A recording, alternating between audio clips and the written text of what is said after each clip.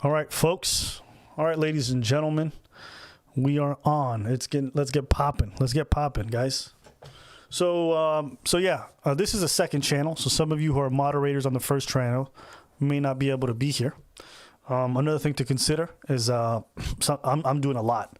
I do most of the background work for the channel, so I do all like the advertising. I do like a lot of like the negotiations. I do the editing, the thumbnail picks, the topic research. So sometimes I'm just doing a lot, and even putting out 2 videos today, talking to advertisers. You know, it's a lot. Obviously, you want to be able to delegate things to a certain degree, but unfortunately, with our kind of content, it's kind of hard to trust people with some of the work. So we try to keep a lot of it in-house, which is some of the struggles that we face. But we're here now. We're starting off the stream. And I was literally just filming ads for Blue Chew and filming an ad for Surfshark. So just had to do some work, and I apologize for being late. I generally don't like being late. It's something I'm not used to. I'm normally very punctual or very early to most things. I'm pretty anal about timings, but I think I have too much on my plate at the moment, so I'll have to balance that out to be able to meet my obligations as best as I can. So today we're going to just be doing a general talks, right? We won't necessarily doing strictly anime. We'll talk a bit about anime at some point, but we'll talk about other stuff too. Kind of look some things over, but I do want to talk a little bit further about like some of the Bill Burr stuff, since that was a topic we just filmed about, and apparently the Bill Burr stuff, there's a lot going on. Okay, I was not aware of some of this stuff, so let me just pull some of this up. Okay, so we can all look this up together. So I think it's going to be good for us to look it all up together. Woo! All right, here we go. So, apparently people are mad at Bill Burr because his wife is black. All right.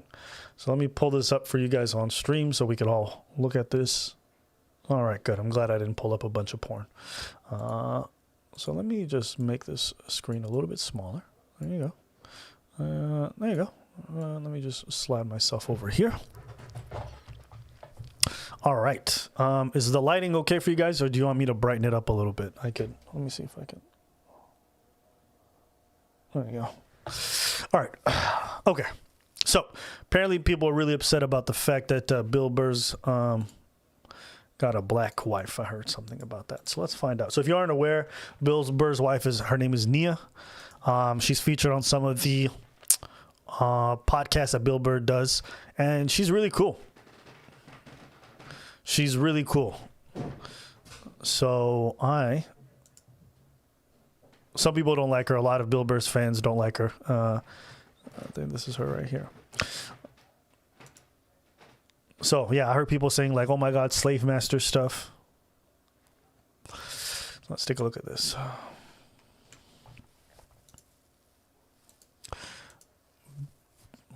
All right, still looks fine. Bill Burr is the perfect example of why white men deserve to be kept in cages. Holy Christ. Holy Christ.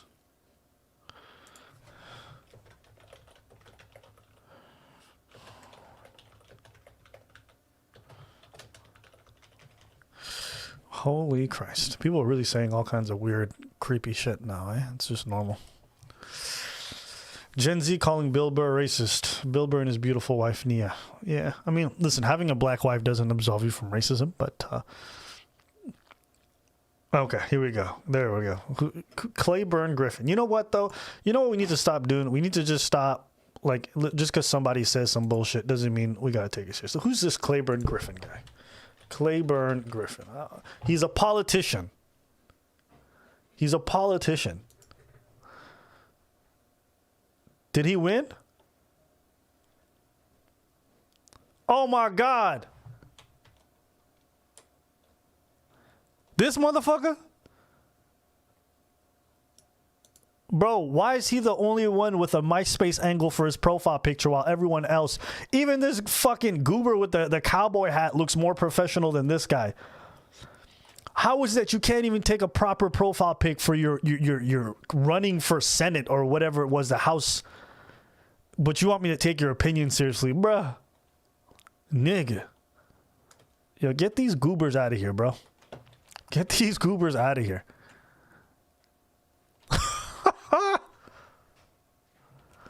Come on, man. All right, who is this guy? Ballotpedia. Okay, so he's just somebody. Okay. God, I hate Twitter, man. I'm good at computers and they're good at me. Bro, this guy even sounds like he sucks at online dating, which is impressive for a grown man at his age. Oh my God. These are the people that are critiquing folks and trying to determine how society should lean. Isn't that frightening? Doesn't that scare you guys? I know for me, it makes me uncomfortable, real talk. But it is. What do I know? Moving on. Moving on up. All right, let's go to the next one. Okay, so let's find out what happened. So he says, while I'm not suggesting that Bill Burr is a racist...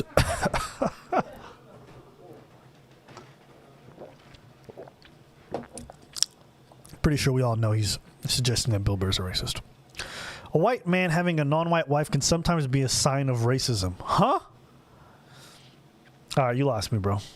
Listen, if you were going to tell me that you having a white girlfriend or you having a black girlfriend or whatever it might be doesn't make you not a racist, I would agree with that. Like, it doesn't... Who you're married to does not absolve you of any of your actions. But it doesn't mean it's a sign thereof of something either. This is a crazy thing to say. So you shouldn't assume someone isn't racist just because they own a minority sex servant. Whoa! I can't believe we missed this.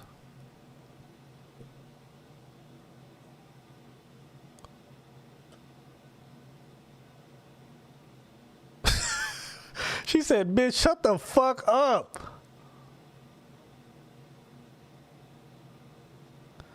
Wow. I wish we'd have covered that in the video. That's crazy. That's crazy. Oh my God. That's crazy. He really said that. See, man, this is the problem, man. Sometimes we're so busy covering a bunch of topics, we don't necessarily go, we miss things. And I'm just like, that's crazy. He really said that shit. Oh my God. That's gross. But anyways, I'm not gonna.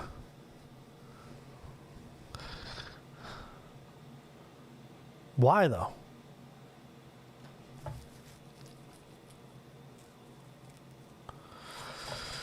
I don't know. Some of this stuff is just exhausting. I can't be bothered. Yeah.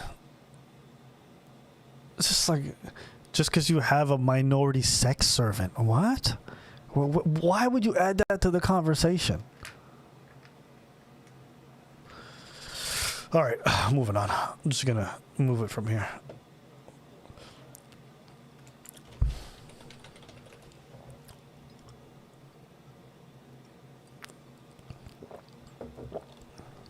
So people are complaining about the Grammys. I'm going to keep it a buck with y'all. I really don't give a fuck about award shows. Did Cardi B fart on Megan Thee Stallion during sexy performance? I mean, listen, these girls are already sniffing each other's queefs. What's a little extra fart, huh? What's a little swamp ass if you're already in the depths of hell, burning for your eternal sin? I feel like that's how a pastor would read this headline. In 2018, she tweeted, I want to fart, but I'm around so many people in a small room. Cardi's so disgusting, bro. Slang me so hard, almost made me fart. Man, people got mad time on their hands. They be giving a fuck about the most random shit. Oh my God! Look at this! Look at this! Look at this headline! Look at this headline! Julia Michaels rocks her armpit hair with her gorgeous couture gown. Oh, fucking Hollywood is so gross. Let's see this armpit hair. Oh, disgusting. Who's this simp? Who's this goofball? Yo, real talk, if my girl was running around with armpit hair like this, that's a hard pass. Unless she just went through like a pregnancy and got super self-conscious and shut herself in her room.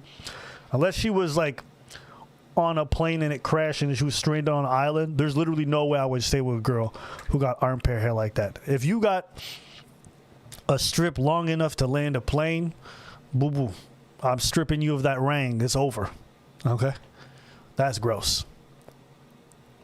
That's gross. That shit's nasty.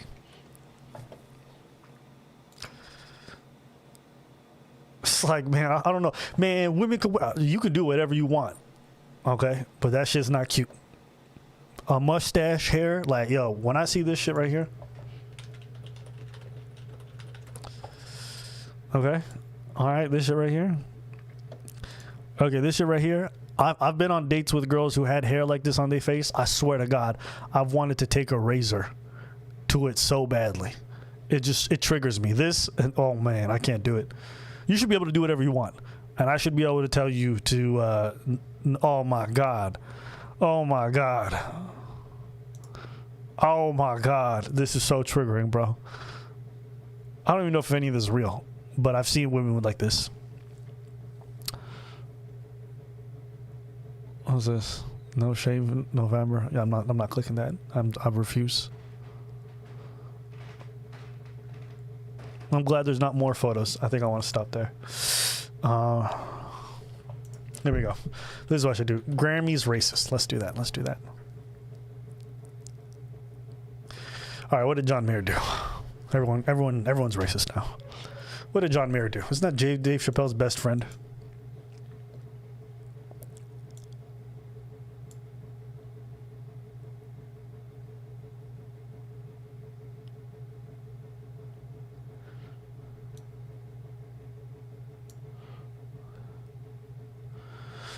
What did John Mayer do that was racist? Did I miss something?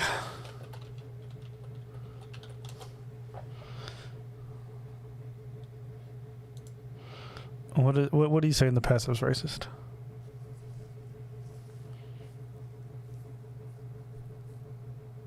...2010 Playboy interview. These people are going back further than a decade to cancel somebody and try to get him off of a gig. Oh my God.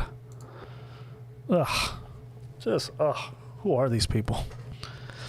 Y'all got way too much time on your hands. But I digress. BTS is making Grammy history. Oh yeah, is that like the Asian people who didn't win anything?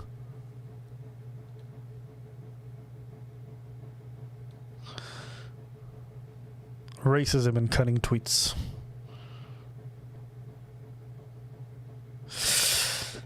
The world's a weird place. But anyways, fuck the Grammys. I don't think we care that much. Can I get a 1 in the chat if you guys want me to keep looking into the racism of Grammys, or put a 2 in the chat if we can move on? If we all agree we can move on, right? All right.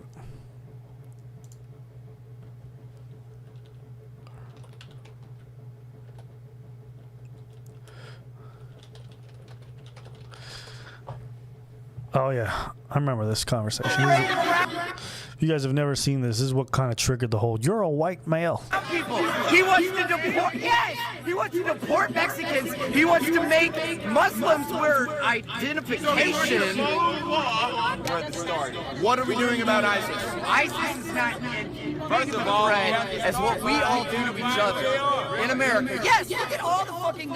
So then you didn't support the Iraqi war? No, I didn't support. Neither did Donald Trump. Didn't think Let's so. bring it back to black people being killed by police. Okay. What has Trump said about that? What about white people being killed by police? Fuck off! That's not racist, though. Fuck off if a white guy's killed by a policeman. Only a black life matters. We already know that white people, that's not a fucking issue compared to the black people that are gunned down every single day by police. Gunned down? you done to benefit this planet? Hitler not remind you of that? Does Trump not remind you of that? No, explain to me how Trump is like Hitler. Mass abortion. This would be shit. Donald Trump wants to Country was founded on immigration. You've never experienced oppression in your entire fucking life. Neither have I. You're fucking a white male. You're a white man. I bullshit.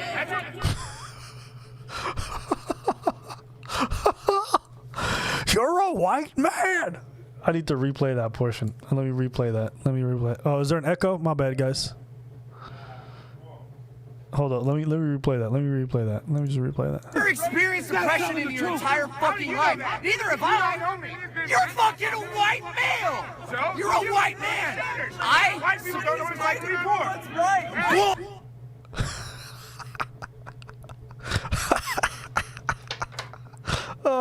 Do you think that this guy's gonna look back on this 10 years, have 2 kids, a wife who divorced him, cheated on him with his best friend, probably some black dude across the street, who knows, you know, Tyrone Biggums, right?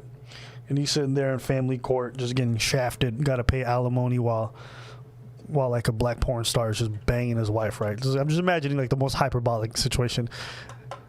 Do you think he's gonna look back on this moment and be like, I'm suffering, but this is not oppression. I'm a white male. Life is great. Do you think he's going to be like that? I don't know. Maybe I'm being facetious, and I'm not trying to hear what he's really saying. But I just find this kind of talk so pompous and cringy. Neither have I. You're fucking a white male. You're a white man. White people don't know what it's like to be poor. That's right. Look at this guy over here. Look at this guy. Finally decided to leave his calculus class and get a little bit of sun. And he's like, I think I heard this on a campus workshop. If he's against white males, he's doing the right thing. Shit! That's what Bernie Sanders said. That's what Bernie Sanders said. Look at the black guy in the back just laughing. Look at this man. Look at this man. This man's just laughing, right? And do you think this guy's aware of how she's looking at him? This girl with the bangs here, the one who looks like she's wearing a wig, but it's not. Do you think he's aware of how she's looking at him? Like, oh my God, he's so progressive. Like, oh, I just want to suck the white privilege out of him. Do you think that's happening? Bernie Sanders said. No. Yeah, he did. No, it was the militarization of police. You can tell you are. Right now. Discounting my The opinion. white guys are president. The white guy's oppressed. Oh my God, the white guys are president. Wait, how did that happen? Are you nuts? What you saying? Yeah, you're a punk. Can you not yell so loud so the black man can get his voice in, please? Please, thank you. I am a fucking punk. I am a fucking punk. You're correct. The comment. Racism. That's reverse for fucking old ass piece of shit. You're fucking old. Old. But baby boomer. Fucking. Whoa. This shit just escalated. Felt like someone just said, you got a fucking problem? He's like, well, I'm your fucking problem, bro. This man just got up in his face, man. Oh, damn, her mouth is really wide open. She's just like, damn, look how much penis I can take. But I really appreciate this black girl in the back. Like, oh my God, are we about to see white people act trashy on camera? And he's loving it. This nigga's loving it. He's like, damn, white people want to fight each other. Sounds good to me.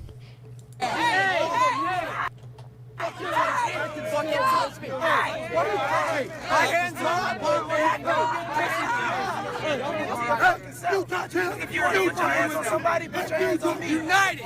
This is fucking unity.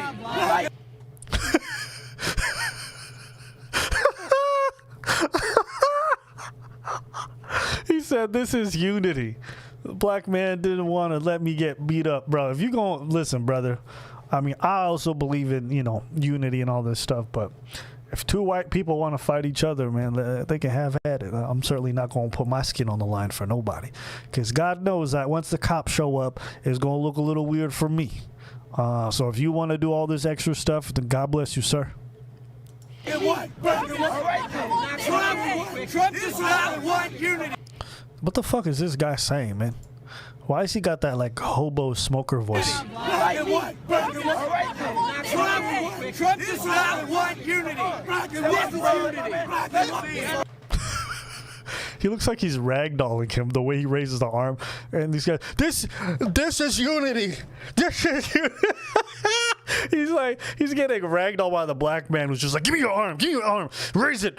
Okay, black guy, why? And he's like, this is unity.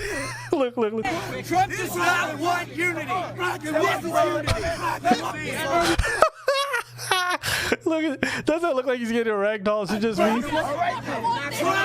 Trump does not You saw him jerk. want unity.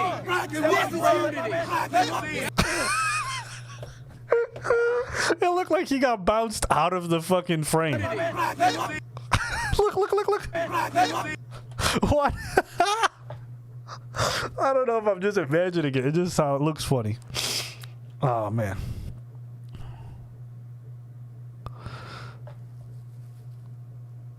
Oh, man. I'm just enjoying this.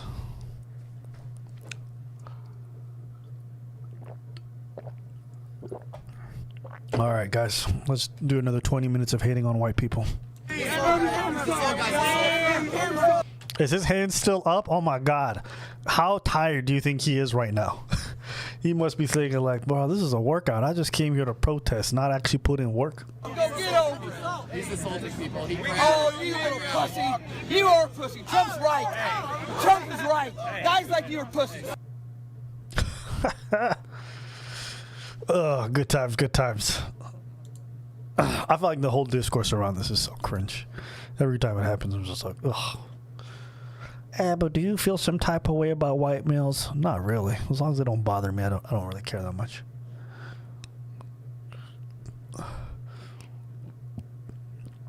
Oh. You guys are still hearing echo?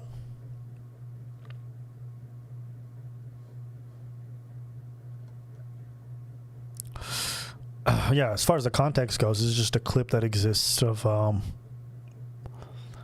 basically people arguing about racism. Who's racist and who's not, blah, blah, blah. White people, shut up, you're a white male. The real highlight of the stream is this part. Donald Trump wants to bet. Fucking a white man. Neither have I. You're fucking a white male. You're a white man. I love that. I love that. I love that. There's something really interesting about this kind of stuff.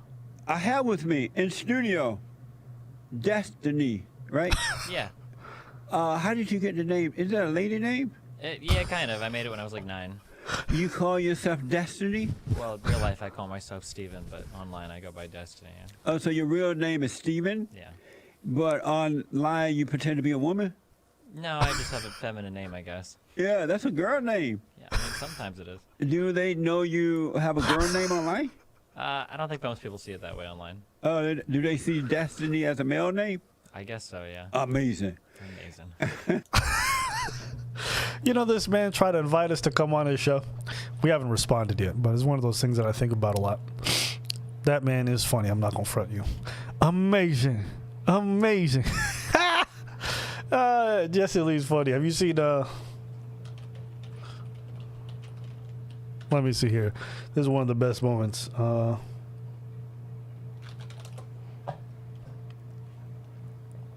this is it. It's like, well, if going out on a date with a guy makes me a slut, then that's just what I'm gonna be. I don't think going out on a date makes you a slut, but having sex with different men makes you a slut. Well, what does it make you if you have sex with different women? A slut maker.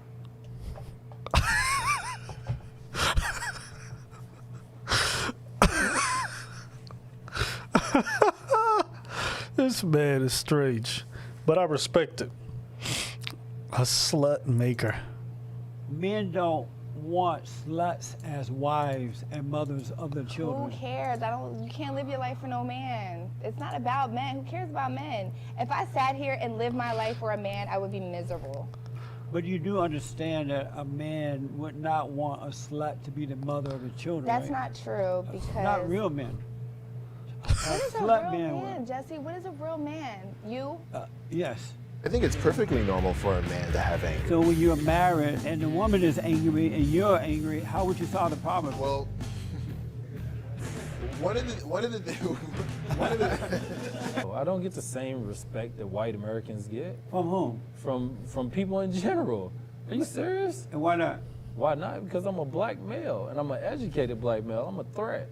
What you talking about? Who are you a threat to? I'm a threat to anybody. Are you a threat to white people? I'm a threat to them. I'm a threat to you. How are you a threat to me?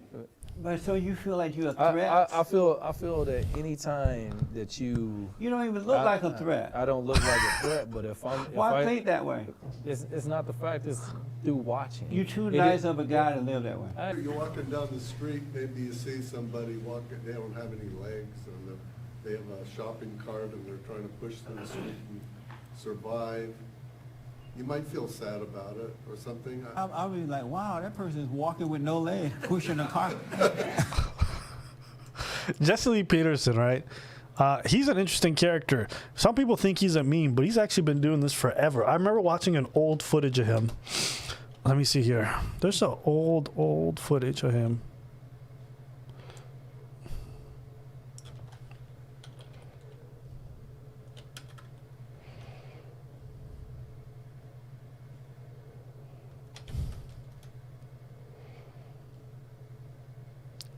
Yeah, he used to be in the streets in the 1990s. Like, man, even when I was around, when I was just born, this man was out here in the streets doing work. This is the one right here. This is the clip. Are you all right? This is 1996. This is a pro rally in Los Angeles against illegal immigration or something like that. Oh, I'm feeling better than ever. Are you all right? Yes, I'm all right. Are you racist? Am I what? What are you think of these people now? Why? Why you stay here? Are you racist? Am I racist? Yeah. No, I'm not a racist. Why do you ask that? Well, Why is it that people who stand up for America and who want to protect our own borders, why are we always trying to be backed up with the racist thing? I'm standing here with a black man. If I was a racist, this is my brother right here. If I'm standing with him, how can I be a racist? Are you a racist? No. So why would you ask him if he's a racist? Well, let me see. Why would you ask that question? Why you stay here? And you asking him because he's white and you want to get away with this racist remark. Are you a racist? No. So why is it that he a racist because he's standing up for the country? Do you like the Latin people? Do you like them? Do you like them? No. Do you like them?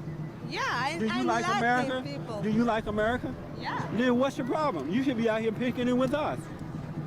That's a dumb question to ask. You're asking that question so you can use it on your program to make him look like a racist. Why don't you ask me am I racist? Because I'm black, right? I love America too, and I think these illegal aliens need to be shipped back to their country. So why is that racist? You're a racist for asking him that question. Thank you, Jesse. And you're only doing it because he's white, and that's what you're going to show on your report tonight. You shouldn't play that kind of game. That's a dumb question. Shame on you. You should be ashamed of yourself. Yes. You're in America taking advantage of all the benefits that America... Damn, them ESL class are not doing her enough. She don't understand anything this motherfucker's saying. I could barely understand Jesse Lee Peterson not speak English. This Latina woman is just like... Regla de raza. Like, she's lost. But, you know, at the end of the day, I think... you know, I think when it comes to this whole thing, even if Jesse doesn't have the strongest point, he you know, she didn't have the strong point either. So I'm not talking about the quality of the arguments here, but it's just interesting that he's been at this for a long time. It's not just an act for him. He really believes what he's saying. So, you know, good for him. You know, with so much online discourse and everyone just being such liars and people just saying things because it makes them money. At the very least with Jesse Lee Peterson, you can say he's consistent. This is 1996. We are currently 2021. This man has been at this for over 26 years. Maybe 25. That's a long time to be putting up a front. So I definitely respect him. If he's acting, he's been acting consistently forever, but my assumption is that he just really believes what he's saying, so I fuck with it, you know. Even if it's stupid, I'd rather people at least with integrity say what they really think so that we can have good discourse. So, you know, shout out to Jesse Lee. You know, I mean, put a 1 in the chat for my boy Jesse, because he the man. I used to love watching clips like these. You ever watch these? I love it when they used to dance. You ever seen this shit?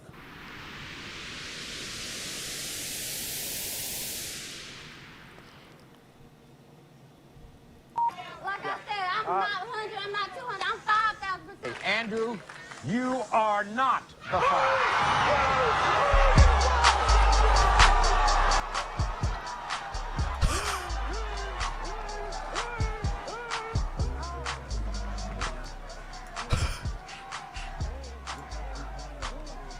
This man's running a rap concert. This man really going ham in the paint.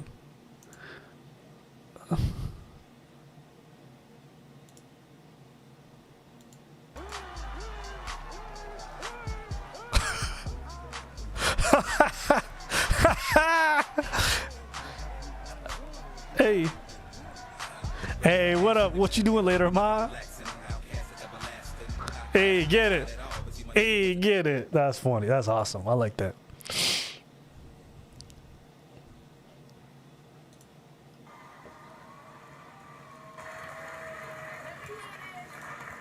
When it comes to 8 Man, why they gotta put the baby in the front row? That shit's so wrong, bro.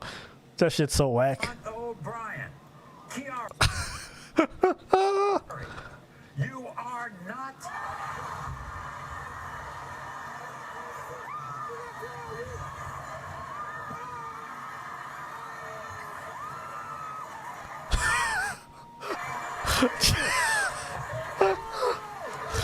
He said, all you white bitches who try to get some. This man said, I made it out of Shawshank. I am not going back. And you know why she's leaning this far into this girl's lap? Because all this is fake, so you get to cry or pretend like you're crying. Maury was a great fake TV show. You know. Maury was special. The good days. In the case of 6-month-old Hope, Corey, you are not. A little over a year ago, I had the worst stomach ache of my life. I figured it was just the corn dogs I had for lunch. I figured it was the corn dogs. Is that another way of saying you a sloot? When I went to the bathroom to relieve myself, a hand came out of my vagina. What? Huh? What? Did she say a hand came out of her vagina?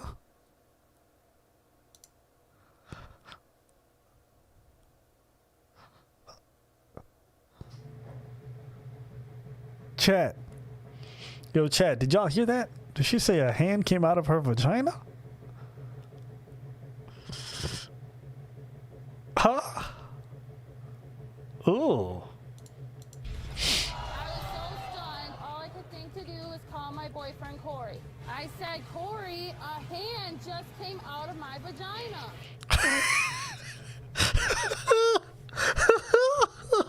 Why is she talking like that? Corey, a hand just came out of my vagina.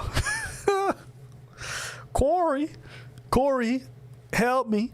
A head just came out of my vagina, along with one arm. All right.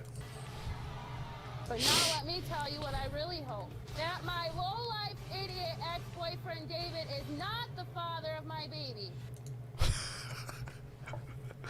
This is what happens when you get guys who are ex-prisoners to become IT technicians. Why does this man look like he's gonna murder you and then also wipe your hard drive clean? My boyfriend. Oh god damn. Okay, yeah, this is like the this is the beta version of David. She's definitely got a type. Look at all of his features. His features look way less defined than his fucking alpha version. God damn, this is like the... Oh, wow. Wow. This is what Apple used to be like when Steve Jobs was still alive. This is now after Steve Jobs is dead.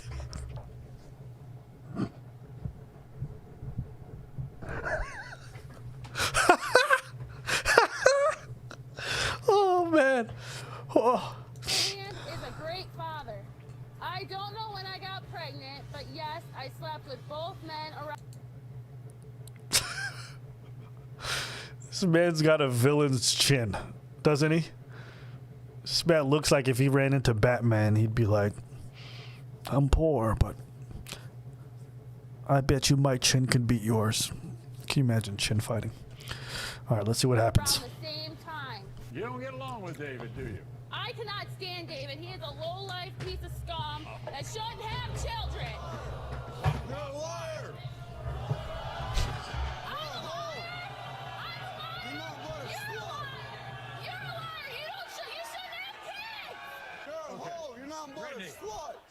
Brittany's life is one big mess. That's exactly why she is my ex. One, the baby doesn't even look like... Okay, he might have looked like the alpha version, but he talks like a special edition version. Two, Brittany doesn't even know who she slept with. Three, I even tried to warn Corey. Why do they all talk like this? 3, I even tried to warn Corey. 4, what time is it? 5, could I get my jukebox? I really want my juice box.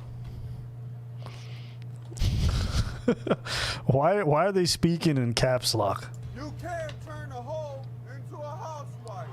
Everybody, let's welcome David.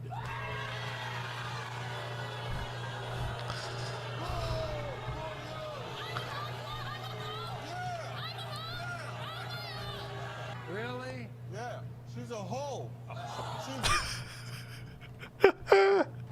This is how I feel like a lot of dudes from the red pill community actually are.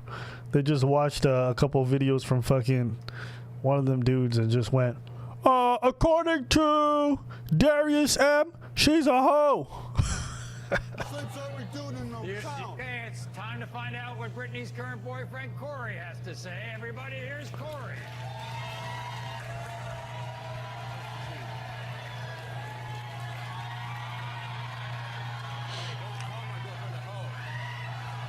You think you're the father? I hope I am. In the case of 6-month-old Hope, David. Wait, the child's name is Hope? Jesus Christ. You are not the father. In the case of 6-month-old Hope, Corey, you are not the father.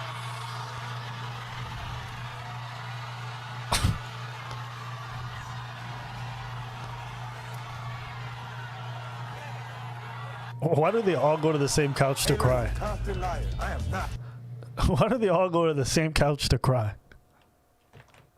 Father, this baby. This baby ain't got no ounce of Puerto Rican in it. This baby's a Mexican as hell. This girl Did he just say, yo, this baby ain't got no Puerto Rican in him. This baby looks Mexican as hell. And most Americans are like, what's the difference? passed next to 2 of my and when I'm not father this baby. This baby ain't got no ounce of Puerto Rican in it. This baby's a Mexican as hell.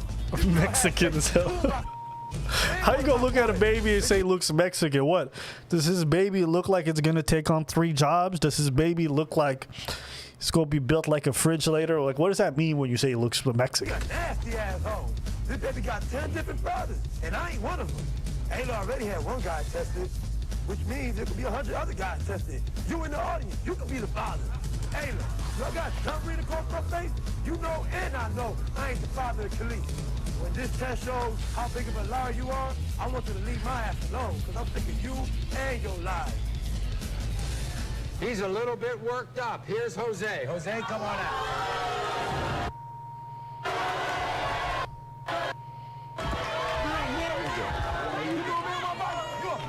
Mama, you a hoe. Hey, hey. All my people.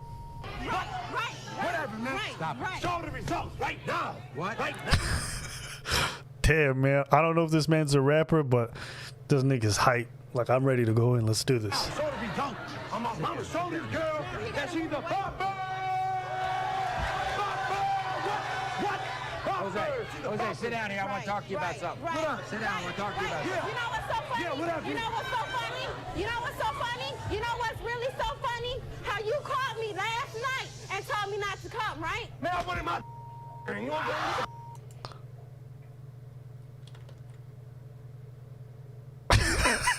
Someone said, yo, young MA really fell off. Hey, man. I like how he's talking all that shit. Then apparently he was getting his deek sucked by her. Hey, man.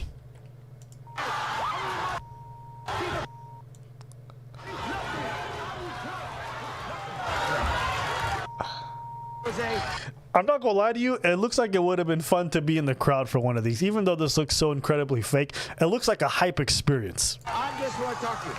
Jose. you still gonna be a hoe. I don't care. Sit down. This ain't about Sit me. This down. is about my kids. So why don't you quit being an immature little Jose. I can't deal. Can't deal with Jose. We're going to find out right now, one way or another. When it comes to one-year-old Khalees, Jose, you are not.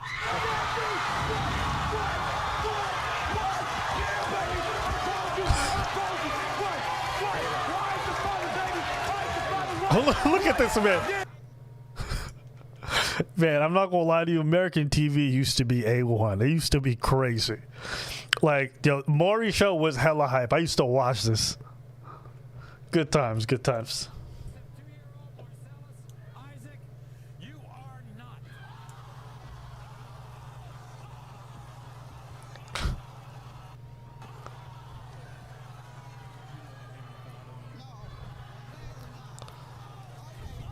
Barbara has not seen a man named Harry since she was 9 years old. That's almost 20 years ago. That's, according to you, your father. Oh yeah, look at him. I look just like him. There's no denying me. He can't deny me. I look like him, and I look like my little brother. I'm not. Wow, that's crazy. Your father. You are my father. You look just like me. I can't wait till I'm not your father, This is my father. She went and slept with the man that raised me since I was 5 years old. 5. Helen makes me sick. I feel bad for Barbara even having a mother like that. Everybody, here's Harry. Welcome him.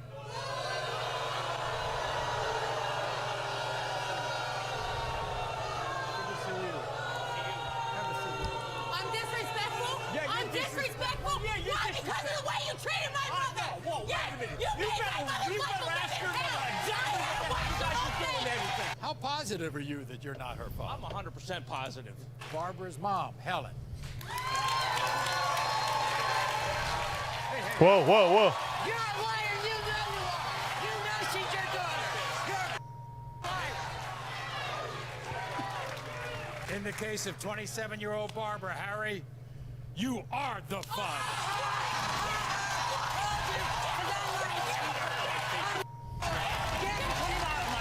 Why is she high-fiving people? She just found out she's got a dad that wants nothing to do with her.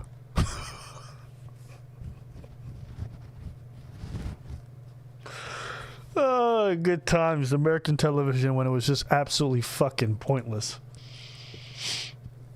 Why is she running like something good happened?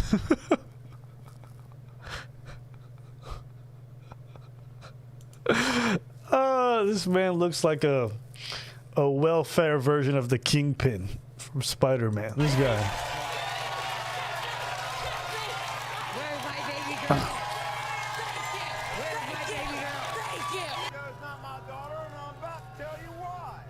When I was married to Michelle, I heard rumors that she was cheating on me. And one day I walked in on Michelle with another man in my bed. And that was around the time she got pregnant with Billy Joe. And Billy Joe was like a combination of that man. What is this pose? Time she got pregnant with Billy Joe. And Billy Joe. You know what I wonder about when I watch this? I wonder what the editors were thinking when they were editing this garbage. Like, the formula must have been obvious. The rap poses, the confrontational music, the ugly cuts, the terrible color shading. It must have been interesting to edit for this show. Must have been soul-sucking to some degree. Must have been good money as well, though. It looks like a combination of that man and her mother. She's in his fat like he was. And I'm tired of them blaming my wife Teresa for my denial. And Michelle, she's the one way. Billy Joe harasses me and my children on a daily basis. And I know my kids.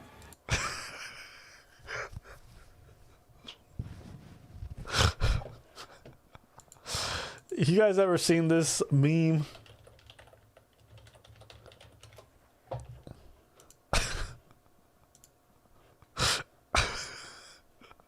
You guys, am I crazy?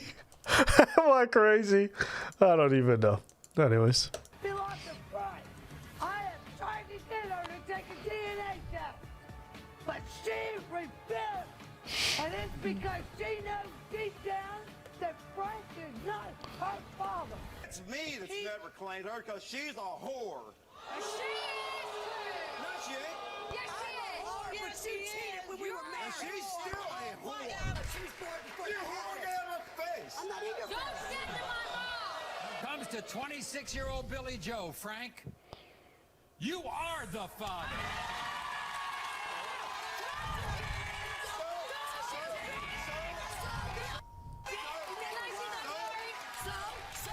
You have a daughter, she's 26 years old. You had 2 others who died.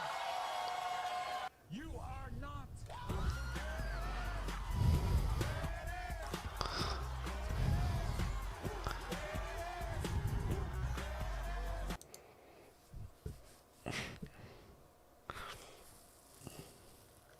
Yeah, Mario Show is a classic show. Mario Show is a classic show. I'll probably say the Mario Show is probably the best one out of all of them. There was a couple other ones like Jerry Springer and stuff, but Jerry Springer was like abundantly awkward at times. The Mario Show, I think, was the best balance of it. But anyways, this was a show from way back when that when I would watch it, I would always be like, ooh, that's one. Someone said that's too cringe. Of course, that's kind of like the whole point of the show. The whole point of the show is to be super cringe. It's supposed to be super trashy, super cringe, very manufactured. Some of the people who come on are obviously actors, if not all of them. And that's part of the charm. That's part of the allure. So we're gonna move on to the next topic. Maury Povich show. That was a good one. This is a video that I said I was never gonna cover in a YouTube video, but I did enjoy. After he falls over, he gets up and is like, I'm calling the cops. And everyone in the gym is just like, whoa, what's going on? Like, what is he? We thought he was joking. Story everybody's talking about, most viewed story of the day on fox5dc.com. A Virginia man calls the police after he gets fouled during a pickup basketball game. Yeah, this happened at an LA Fitness in Sterling. Tonight we're hearing from a man who was part of that game gone wrong. Fox 5's Lindsay Watts has the story. This is the hardest foul in America, bro. What you guys say, Bert? You calling the cops if you get fouled, Berto? You calling the cops if you get fouled? You calling the cops if you get fouled? Inside this LA Fitness, a basketball game ended up being wrapped by Loudoun County Sheriff's deputies. I'm still trying to wrap my mind around it. This man was there for it, and first to tell the world on Twitter Monday night. He says this guy called authorities on this guy. No punches were thrown, nothing. It wasn't malicious, no hits to the face or anything like that. He didn't want to use his name, but described what he witnessed. If you know basketball, he says the move in question was a pick. Basically, you just stay here and maintain your ground. What the fuck was the point of that camera work? They didn't showcase a pick, and they basically focused on people's midsection. What strange camera work. He says the move in question was a pick. What was that? You just stay here and maintain your ground. And he just ran into him. He might not have seen him because no one told him the pick was coming. So he just ran into him, fell down kind of hard. I mean, that's basketball. You know, that's nothing you would call the police about. You know, his hands are, you know, down here. The guy who fell had the gym receptionist call for help. Sheriff's office. Hi, yes, I'm calling from LA Fitness at the Dulles Town Center, and a member got assaulted. Based on this call, does the victim need an ambulance, anything like that? No. Deputies thought they were responding to something more serious. Another player posted this video. Have you ever been called for a basketball foul before the? No. This your first time? That's my first basketball foul. You were coming for a basketball foul? Not for that, no. I just heard it was a fight. Oh, okay. But I'm like, all right. Man, they called you for a foul, man. The sheriff's office says in the end, neither man involved wanted to file a formal report. Perhaps most bizarre about all this, our witness says that after deputies left, both men went back on the court to finish the game. Oh, hell no. Nah, bro. If you tell me both these guys kept playing afterwards together, that's a no. That man needs to be banned from the whole gym. This motherfucker just called the cops for no reason for a regular-ass basketball play. But people are like that. I don't know what it is in America, but motherfuckers just call the police for anything. Like, why?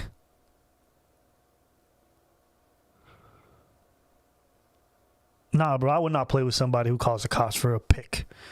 Get this about. If you call the cops on me, it's over. Bruh. But what is it with Americans and calling cops? I don't understand that. Americans call the cops for everything.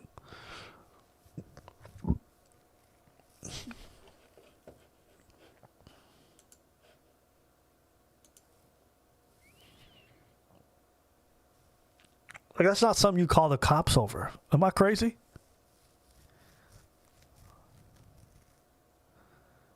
Nah, bro. That shit's trash.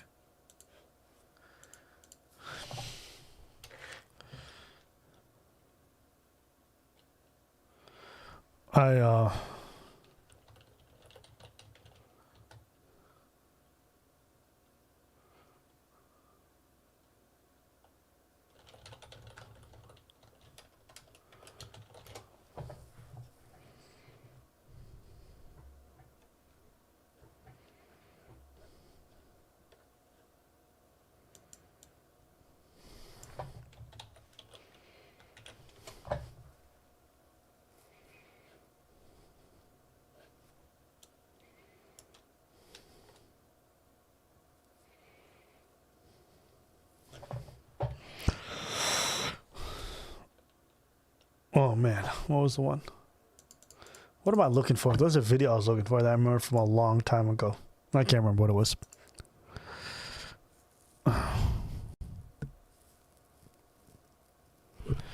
UK police are not that helpful. I wouldn't know. Yeah, apparently cops in the UK are a little bit too much. They're more on the useless side of things. I just couldn't imagine calling the cops for that kind of reason. That's just me though. It's a foul, my dude. Steve Wilkos. I don't even know who that is.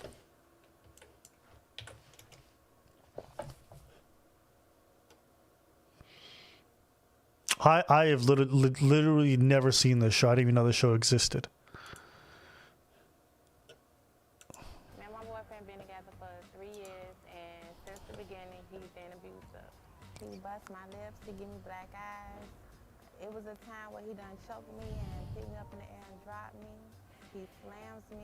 He punches me in the face while I was pregnant. About 2 or 3 days ago, we got in an argument. I had my baby in my hands. He just turned around and just hit me dead in my face, busting my nose and my lip. Did you hit your girlfriend in the face 3 days ago while she was holding your 1-month-old son? Yep. Why would you do something like that? She put her hands on me. She put her hands on me. She's holding your son, and you punch her in the face and you split her mouth. One of them. Like there's a difference. It really ain't. Steven. What is that? Steven. What is it? Steven. Yeah, that's my name. Come on,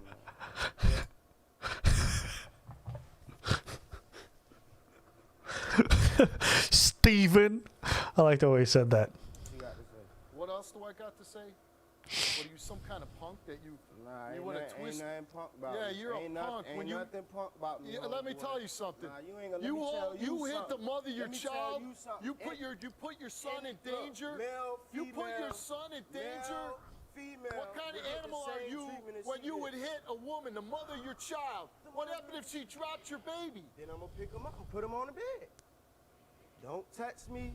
I'm not gonna touch you. That go for her, you, whoever in the crowd, whoever on the street. Don't touch me. I'm not gonna touch you.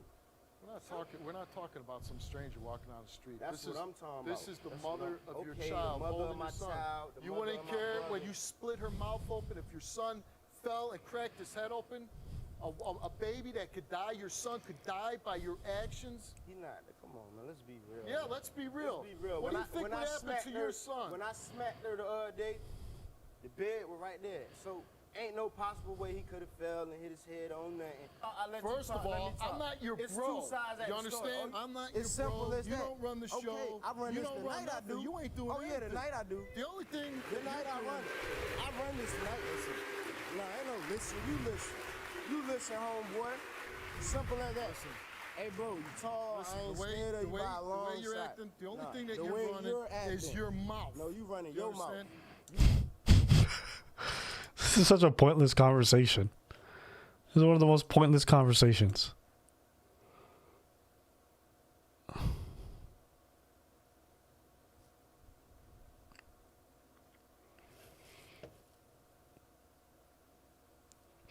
Yeah, the acting is definitely better than Mari.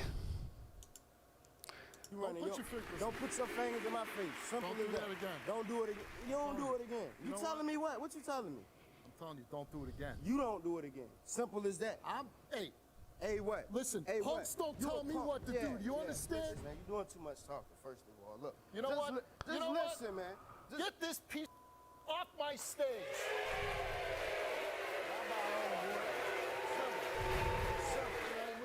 What was the point of that? Was this all like for show to show he's like morally superior? This fucking goober. You and I say, oh, look at this beautiful young woman come on my stage. And I What does her beauty have to do with it? I don't understand that. Why is it that when we judge like the value of a woman, the first thing we say, look at this beautiful young woman? Who cares? What does that have to do with her character? have to wonder why. Why the hell would you be with a guy like that? The reason why I'm See, this guy's, he's doing his little simping routine where he's like, why would a beautiful woman would stay with a guy like that? Why do all the beautiful women stay with guys like that? It happens every day. People stay with people for all kinds of reasons. Maybe they're insecure. Maybe that dude is very charming. Maybe she had a bad past. Who knows? But why? I couldn't believe. If you can't believe, you don't understand shit about people or women. still with him because I'm in love with him. And I'm a There you go. There you go. type of female. Stop right there. You have to explain to me. You have to tell me something. What you love about that? What do you love about that man right there? He's not bad like that. He's a good person, but he busted your mouth open while you were holding your baby. But I think he could change. I believe he can. I'm a type of female. I don't like to move from man to man. I will work things Well, out first with of my all, he's not a partner. man. Okay? You are, because I find condoms in his pockets, numbers in his pockets. But I know he can All right, change. you're making the case for me. He's a bad dude.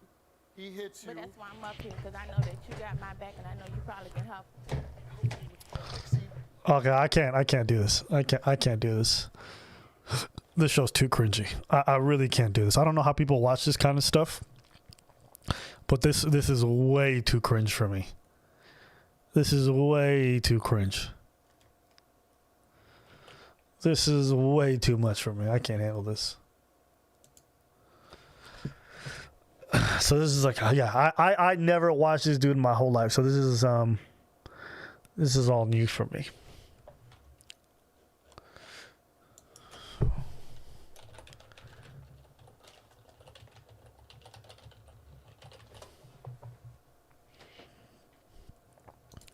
In a self-defense encounter for every move. Today's video, Rick American has just come across the border and it's about to get real.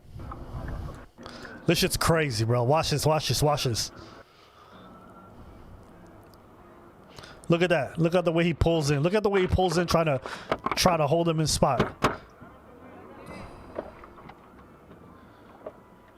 It's the cartel. And he's lucky this is a smaller gang, because they were trying to negotiate. But real gangs don't even do that.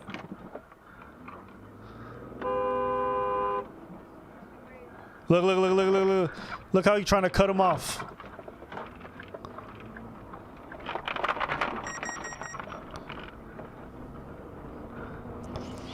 And now he going right back towards the border. Right back.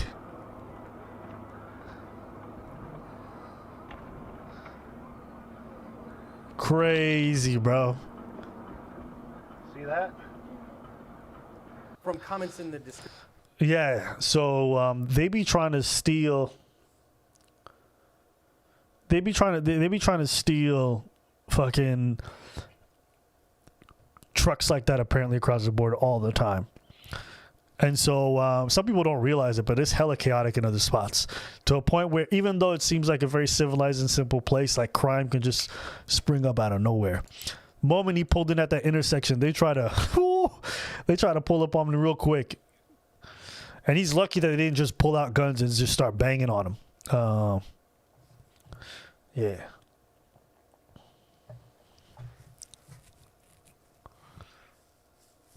That's the kind of situation where, as a man, he just, boom, had to kick it right into overdrive and say, I'm getting the fuck up out of here. Because he recognized right away that there's a huge issue right there.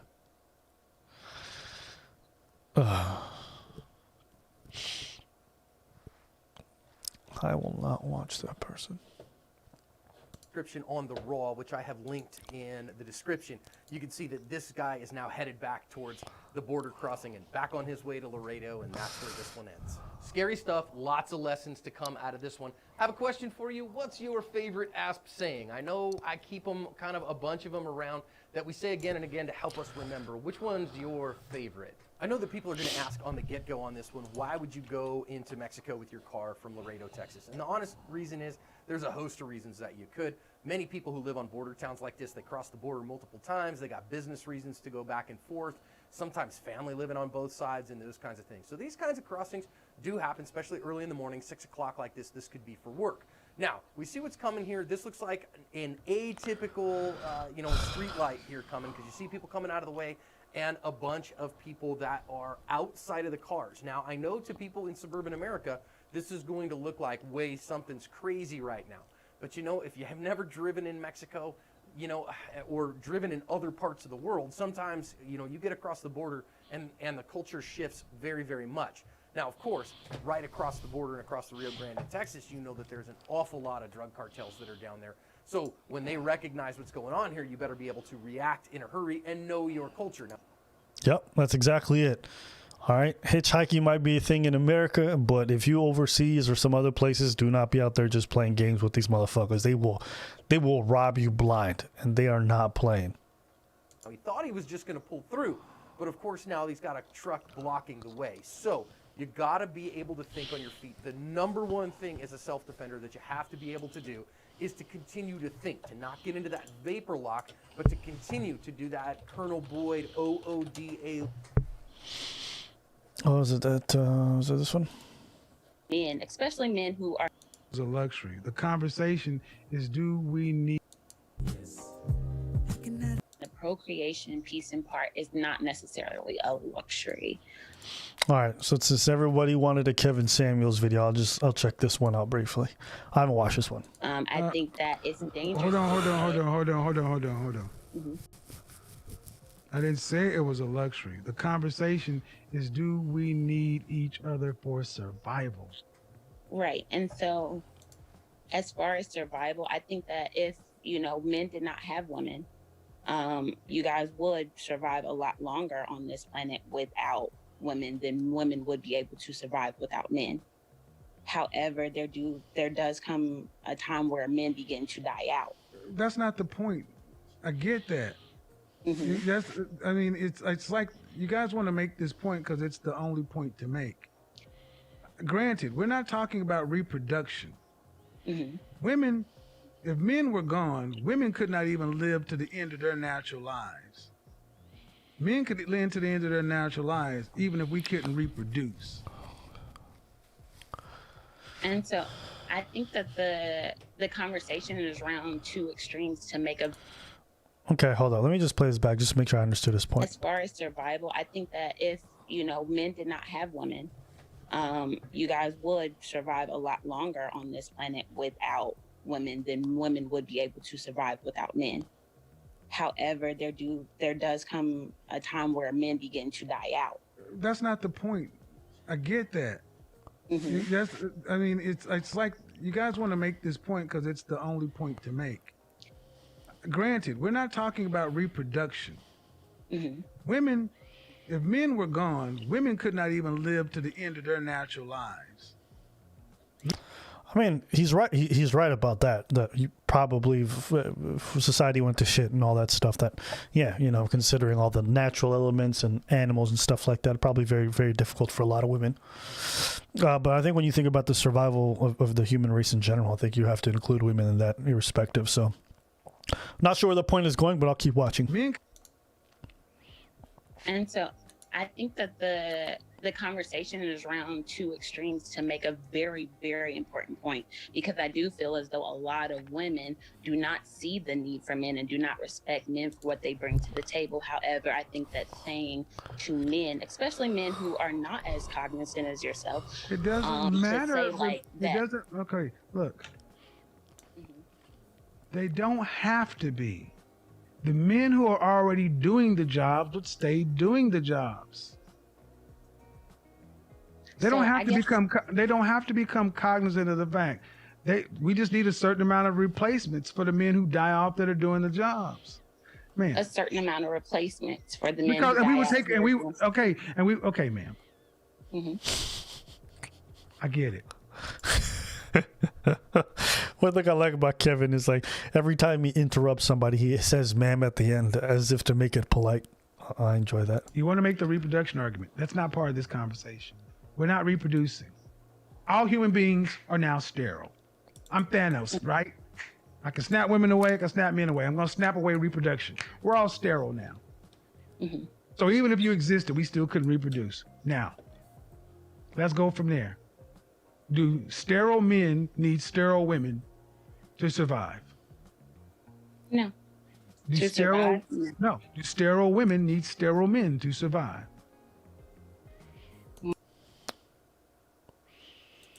I'm not sure where this is going. I'm not sure where this is going. But I'll keep watching because I'm assuming there's a point coming, so I'm gonna just keep watching. More of them would, yes. I do agree with that. I think that my concern about this type of argument is that, do men then begin to see the value in teaching women how to survive, or do they look at women and say, hold up, did I miss something? Let me just make sure I understand what this whole thing's about. But I feel as though the nurturing and the procreation piece in part is not necessarily a luxury. I think that it's dangerous. Hold on. I didn't say it was a luxury. The conversation is, do we need each other for survival? See, funny. Okay, do we need each other for survival? Oh, I guess not. Now it's your responsibility. Women are free to go into science, engineering, technology, and math. Women are free to go into all of these professions. No one's stopping women, and women choose not to go into them because you don't want to.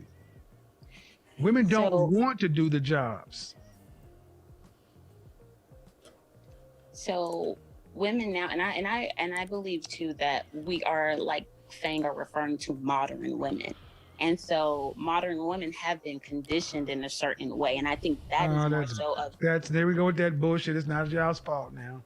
No, I'm not saying that it's not our fault. I think that we do definitely have to take responsibility. However, I think that bringing up the argument, okay, we as men don't need you guys, doesn't shed light on what women need to learn or acknowledge. Whose responsibility? Okay, and who? Okay, let me explain. Let me ask you a question then. If I'm in the position where I can live without you, and you're in a position where you can't live without me, who needs to learn what? Who needs to act with a sense of urgency in that situation?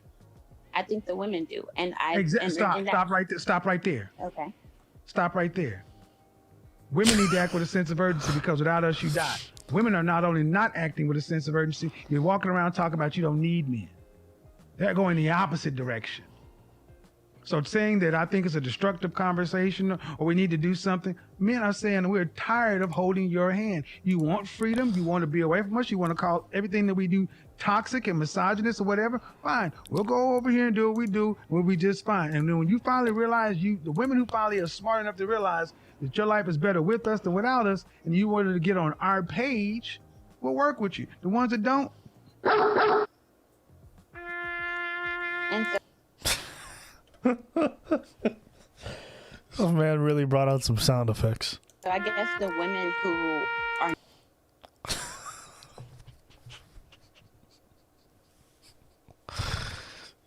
This man's really dunking on him. All right. not getting on the page.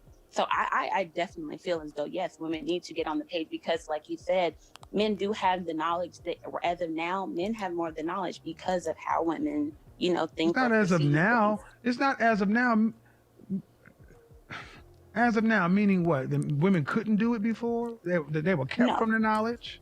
Not saying that they were kept from it. I do not. I think that women did, you know, develop these ideas and they turned away from it. I do agree that, and I can take responsibility for that. I myself do see the value in having a man. However, my concern though is that because women have had this perception for so long, now you have men and women both bitter against each other. And so No. Men, you have women bitter against men. Okay. Where are the men walking around talking about scrubs and ain't nothing going on but the rent? You got women who are, hold on, no. You got men responding to those songs. You don't have men making those songs. While Scrubs was coming out, you had Babyface and Mint Condition talking about pretty brown eyes and Joe, all the things your man won't do. See, this is what we need to have. But I'm pretty sure we also had like songs like They Ain't Nothing But Tricks and Hoes. Am I crazy? I'm pretty sure there was a variety of things. And there was also a bunch of women singing about that boy is mine, you know. I don't know. But I guess he's probably pretty much trying to say that the rhetoric that men have not necessarily discarded the value of a woman, whereas women have discarded the value of men. I disagree with that notion. Men have been making music about how women are all tricks and hoes for a hot minute. How men should be out there living their best lives and sleeping with as many women as possible. I remember growing up and it was like, I get around, round and round we go, I get around. I remember songs like that when I was growing up the whole time. So, yeah, I wonder if that's necessarily a response or if it's not just two things happening simultaneously, but I don't really have a clue. I'll come to Jesus moment. The problem is not with the men. The problem is with women's opinion of men. Women in the West are out of step with reality. And nature has a way of correcting it. See, funny thing is, nature has a sense of humor. Scrubs and independent and all this other stuff. We don't need no men and the future is female and abort male babies and all this other stuff and all these other crazy feminist notions. Then the world said, okay, all right. I do agree with him on one notion. Like, you know, if there's one thing that fuckboys are grateful for, it's feminism. Sexual liberation is giving women the idea that going out and having casual sex is the way to go. Which honestly, most women are starting to realize it's really not. And men are grateful because like sex has never been easier to get. So, you know, as far as being a feminist, I'm all for it, man. If y'all want to go out there and bang out, then hey, man, give it up. Do what y'all want to do. Be liberated. You know what I mean? Liberate these balls. I mean, liberate them titties in front of me if you'd like. I'm not going to hate. But I do agree with him in the notion that some of these ideas, though they seem great on the surface, I think when you think that your sense of happiness comes from engaging a lot of the same behavior that men do, I think you realize that it just doesn't work nearly as well for women as it does for men. Hookup culture, in my opinion, has not been good for women. And from all the conversations I've had with ladies, most of them agree. They are definitely not satisfied by being out there in these streets. All right, cool. Here you go. Here's a little virus for you. Boom. And then all those strong, independent women was sitting around the grocery store and the food mart like, Hold up. Is there people in the chat who don't think today's sex is easier to get than ever? It 100% is. That's facts. That's facts. People are just throwing that pussy around, bro. It's crazy. Don't get me wrong. There's a bunch of y'all who are not getting laid, but for most people, liberation has been liberating these balls in people's mouths and doing it often with different partners.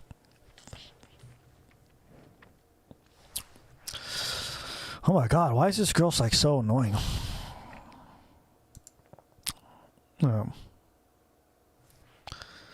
I don't know. That's just the way. That's the way I've experienced it personally. Maybe you guys went through it differently than me.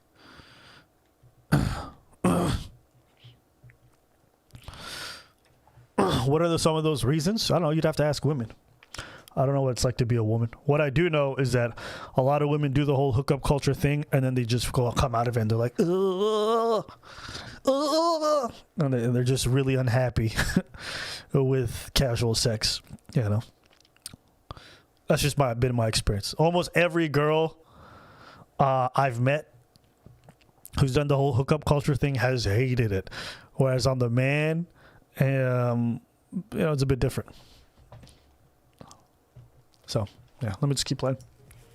Yeah, so I feel like it's almost like we missed each other in that sense. No, we didn't miss each other. Men didn't miss each other. Men were like, you didn't need us, right? So when Becky was at home with her kids and Tom was going to the market, Brenda and Keisha was like, I saw fear in women's eyes for the first time because they had to go out and do it themselves.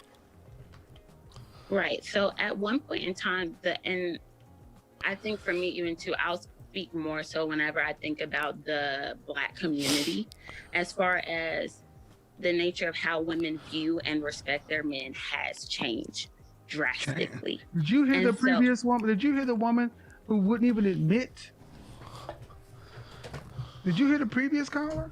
I did. And I mean, I can even say like certain things that were said about survival or things that I know about survival, I have learned from a man.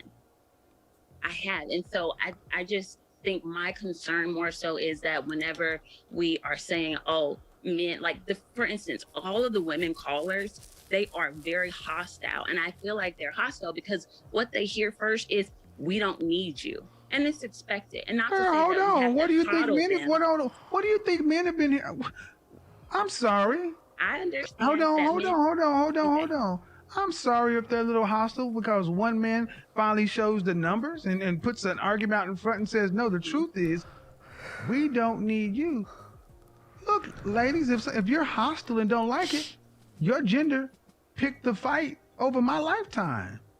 I'm just sitting back saying, well, look, if this is the truth, men can survive to the end of their natural days. Can you? And this woman sat here and argued, talking about she gonna drive to the beach and boil water and shit. And then I said, well, can you at least admit that you couldn't do that? Can you at least admit 2 + 2 is 4? That's what I asked her. At least admit 2 + 2 is 4. I ain't gonna do it. That's why I don't feel any sympathy for people like that. I'm like, well, fine. You're gonna be willfully ignorant? Enjoy. Yeah. And I think that's the thing. So in our world now, yes, I get that it's like, okay, am I supposed to coddle or do I have to step back? Do I have to let me ask you a question before I move on. Seeing as though you have this concern for women and I share it. And and you are a different caliber of woman and you respect men and things like that. And you want to see men and women get on the same page. That's pretty much it, what I'm gathering from you. Yes, that's pretty much. Okay, so what are you doing to help teach women to be like you? I do have a platform that I'm attempting to create. All right, this conversation was a weird one. I feel like they were talking past each other. Someone says, yo, imagine Steve Harvey and Kevin Samuels debating. I would love to see that. I would pay big money to watch that happen. yeah, it's interesting to watch. I don't know if I really took much from this video specifically. I'll try one more and then I'll call it a night on Kevin Samuels. Hey, How are you? I'm good. How are So yeah, 41 minutes. I can't do it, but I'll keep watching. How are you? I'm well. What you got for me? I'm 38. Mm-hmm. I So what am- do you have for me? I wanted you to assess what you thought my value was because I do date. I just got back on the market, and I prefer high value men. Oh, some of these women do it to themselves, bro. I'm sorry. I want you to assess what my value is. God damn, you need an appraisal, lady. And how can you not tell what you can rake in? If you have just a bit of self-awareness, you should know what yourself... Nigga. There's no way this is going to end well. There's no way. All right, give me 2 seconds. I'm just going to grab some water and I'll be right back.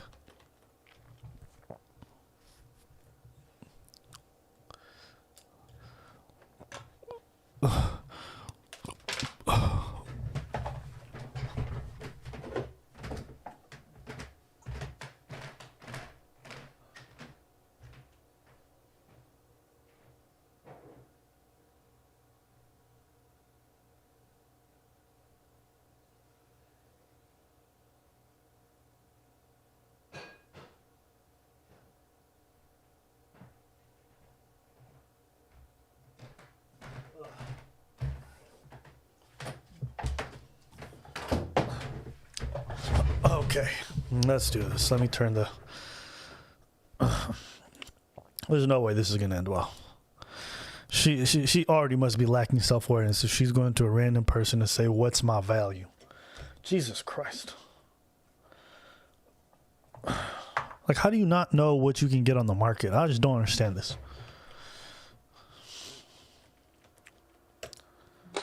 Well, we're not really doing ratings, but I can give you an idea. I can give you an idea, but I'm saying we're not doing ratings, but I can give you a general idea. Okay, let's go. How tall are you?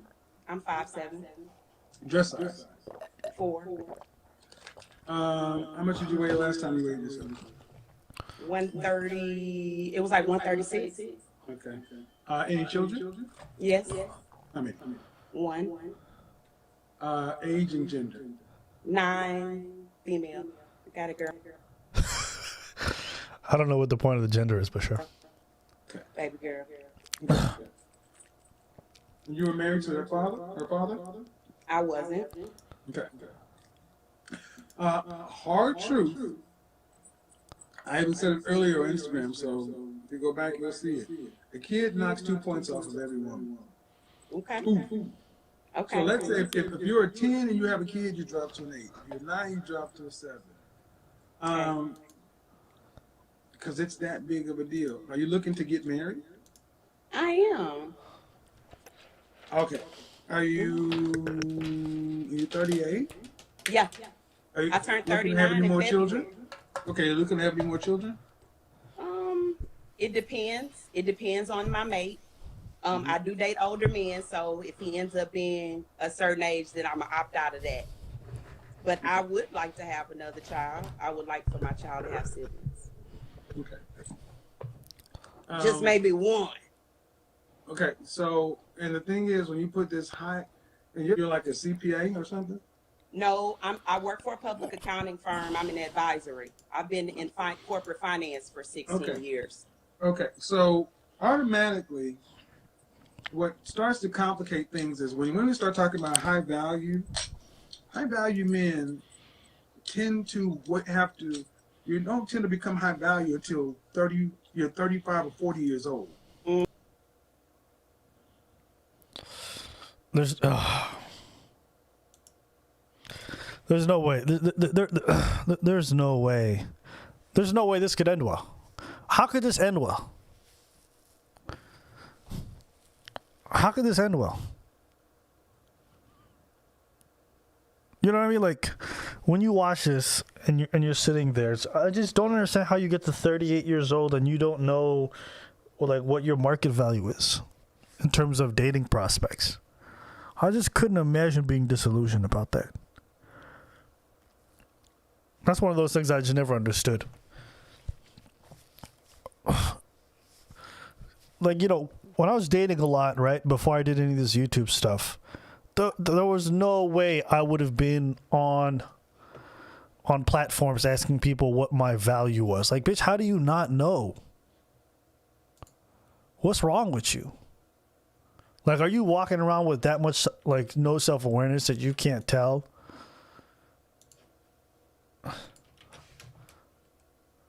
Am I the idiot here?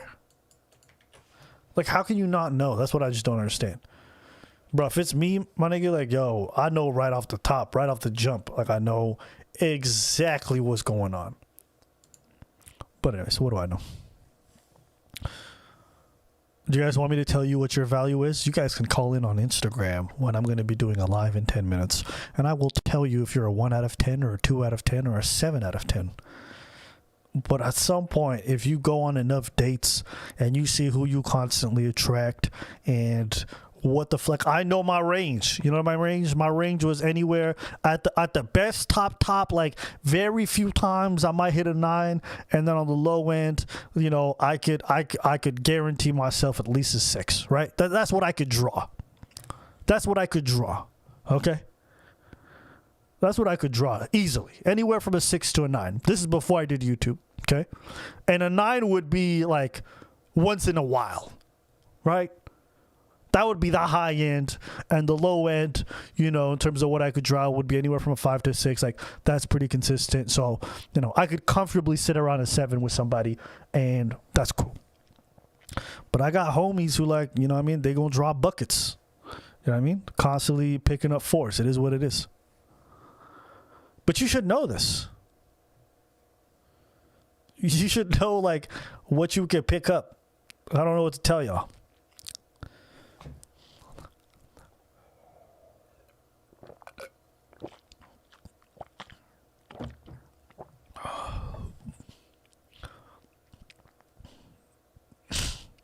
I mean, now I might be worth more, but I'm not even dating like that at the moment, so it doesn't even matter. But I'm talking about when I watch this lady and she's so confused. I'm just like, God damn.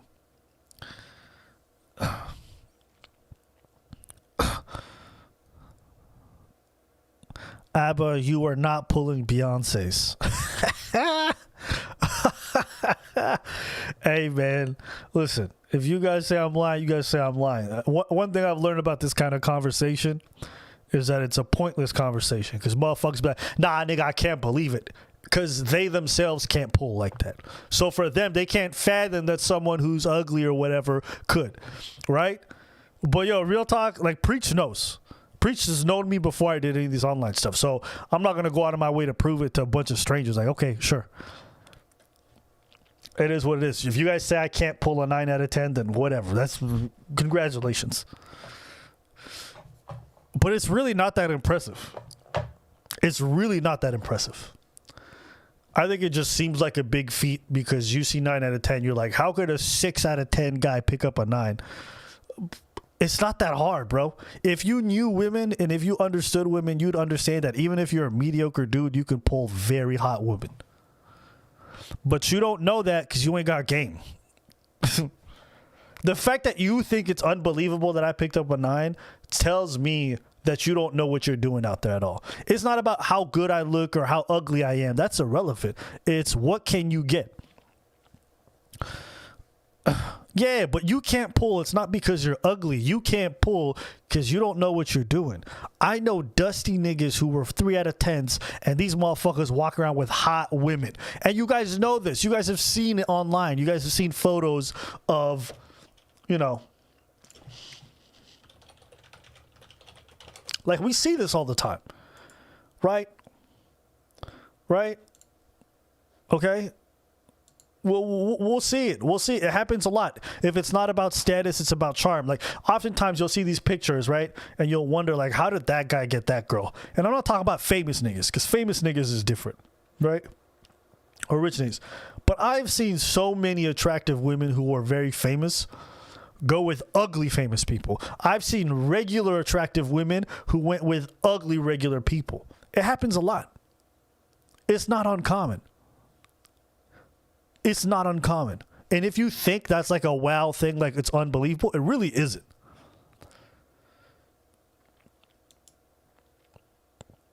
Objectively speaking, one can make the argument that she's way better looking than he is, but these things happen every single day. You know, here's the thing, right? Once you realize that women judge men on different things, right? Once you realize that women judge guys on different things other than just looks, you start to realize like the game kind of opens up a lot.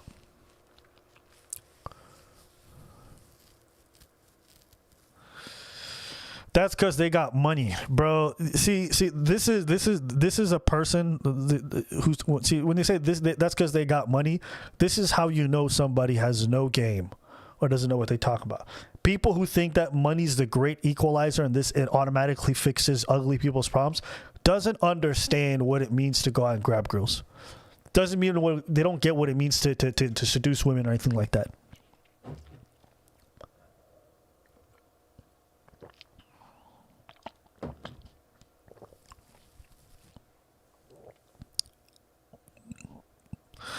All those Google search pairs look like gold diggers with rich dudes, to be fucking honest. But that's you just projecting what you think onto them because you justify it that way, right? So when a lot of people see an ugly guy with a hot woman, the first thing that they say to themselves is like, he's got a lot of money, right? Because that's the only way in their heads they can really justify really ugly dudes being with very attractive women, right? But I really do, like, I think you guys have been so indoctrinated in this online world and Instagram stuff that you think that all these hot women will only go with dudes with money. And that's just not the case, man. That's just not the case. That's just not the case. And I mean, like I said, man, if you don't know it, I can't explain that shit to you guys. It's not that I'm triggered. I just think, it's not that I'm triggered. I just think a lot of you don't know what you're talking about. And you speak from like this red pill cringe talk way where it's like, oh man, women only go for money. And every time I see that, I'm like, damn, you niggas just don't got game. Like, y'all really trash at this dating stuff. And you think the only way y'all gonna get it is if you guys work out or if you get a lot of money. It's just like, no, y'all just suck. You guys don't know what you're doing. And I get it. It's fine. It's okay to be there. But don't look at other people's success and be like, oh, it's because of money. You don't know what that person's financial situation was.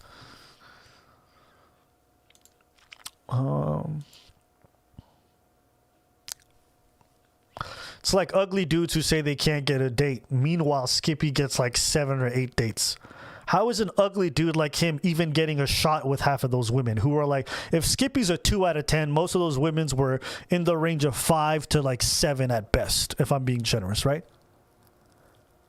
How is Skippy getting dates when all you ugly, less ugly guys than Skippy are not getting dates? Is it because Skippy's got money? No, Skippy just puts himself out there and tries. A lot of you guys, the truth is, right, like, we get up online and we talk shit about women. You all do this stuff. We're like, women are doing this. But a lot of you guys are lazy, bro. A lot of you dudes don't put any work. You don't try. You don't put yourselves out there. And you complain about the dating field. And the truth is, a lot of y'all are just trash at dating. You're trash at dating because you don't even try. If Skippy can get that many dates, I have to question how a bunch of ugly dudes can't get dates.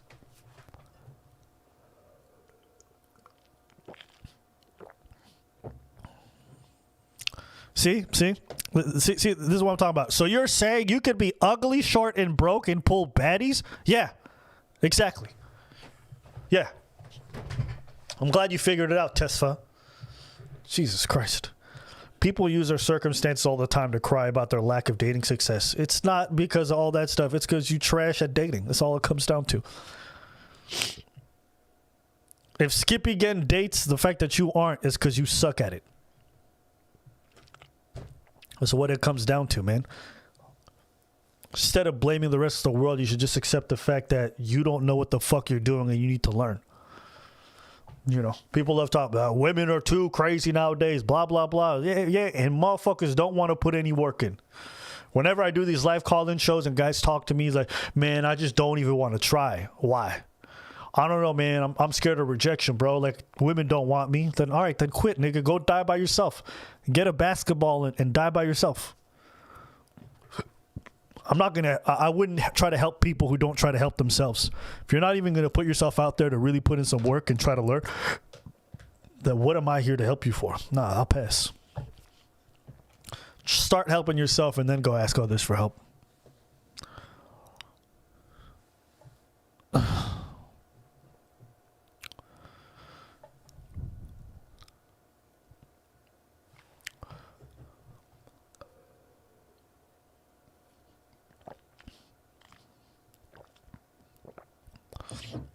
Yeah.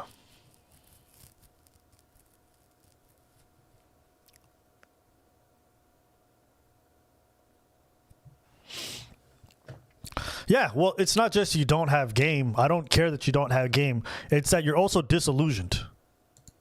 You're disillusioned. Right? Like, you don't just sit there and like, I don't know what I'm doing. You sit there, you don't know what you're doing. And when you see other people have success, you're like, oh, they inherited that. Oh, they got money from their parents. Oh, they just got lucky. It's like, nah, some people are just more talented than you are, and you're not willing to put in the work. So it's not just you don't have game. You also got a shitty ass attitude. A lot of you have that. I've noticed that in the comment section a lot. Even a lot of young men who call into the show sometime and like, oh my God, I have no success with women. What are you doing to fix that? Oh, I don't know, man. There's nothing I can do. I'm short and I'm bald. All right, then die, nigga. What do you want me to tell you? Die. If you're not going to fight, I'm not going to tell you to fight. That's your choice. Die by yourself. The same way women sit there and women complain about like, I can't find a good man. Nobody wants to date me. I deserve a 10 out of 10 man. No 10 out of 10 men are checking for you. Die by yourself. I got nothing to do to help you.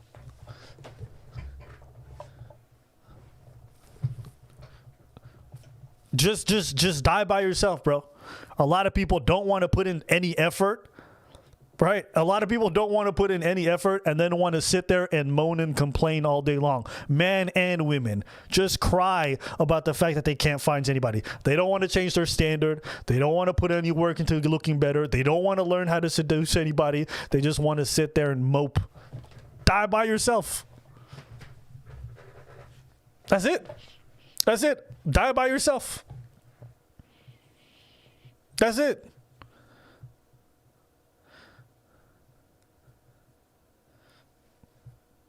What do you want me to say? You can't help people who are not willing to help themselves, right? I always said this, right? When I used to teach, all right, I used to teach dance classes, right? People would come to the dance class, and I'm like, all right, wonderful. I'm glad you came to class. Here's some of the tools I'm going to give you. And then they would come next week, and they would say, Ab, I feel like I didn't get any better. I said, okay, cool. And I would say to them, did you practice during the week? They said no. I'm like, okay. Are you going to practice next week while you're not in class? No. Then I'm like, then get the fuck out the class. Why are you here?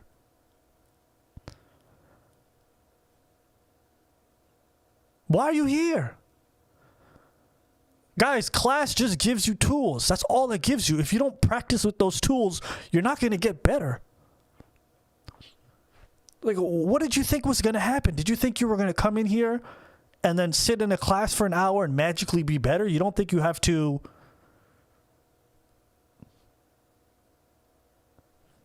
What? What do you think is going to happen? See, look at the ugly dudes in the chat just crying. Oh, Abba's just being mean for no reason. It's like, yo, bro, some of you are soft. Some of you are soft like Charmin. And rather than accept the fact that other ugly dudes are way more successful than you are, you can take that ugly dude from Sweden who got himself a girlfriend. You guys would rather sit there and be mopey about your situation and cry about how the world is unfair to short, bald men. Hey, man. Good for you, bro. But like I said, I feel zero sympathy for dudes who put in zero effort. You can die by yourself, and I will not feel bad for you. The same way I'm not going to feel bad for those disillusioned women who sit there and talk about how they deserve a 10 out of 10 man, sitting there with 3 kids and a giant belly gut. Cool story, sis.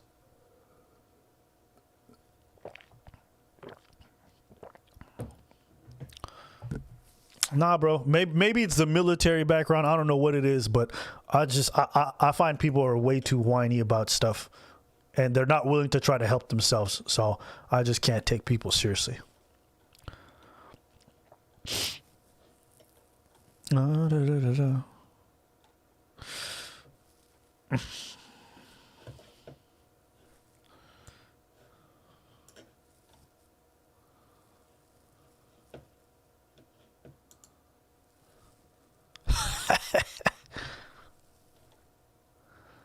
That's right, man. Bat him out. Your fat ass.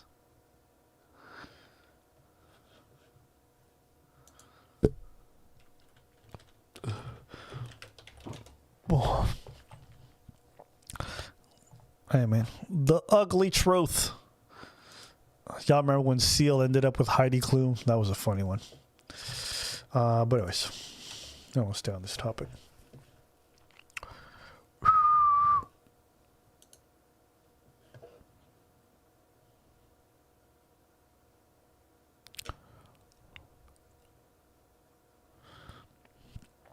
Nah, man.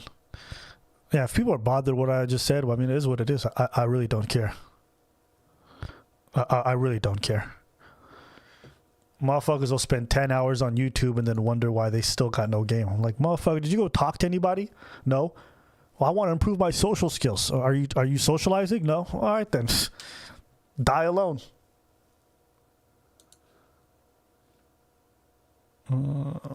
But anyways.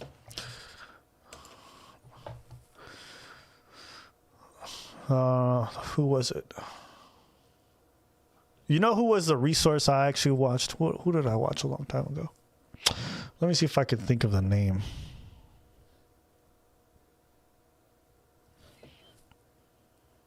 The fuck is this? Nice to meet you, Lee. My name's Shootout. Nice to Shootout. Hey. So yeah, I read your email, and basically you came to America and you want to find a black woman. Yes. I tired of sideways pussy. I want making me nice booty. Is it really sideways? That shit was trash.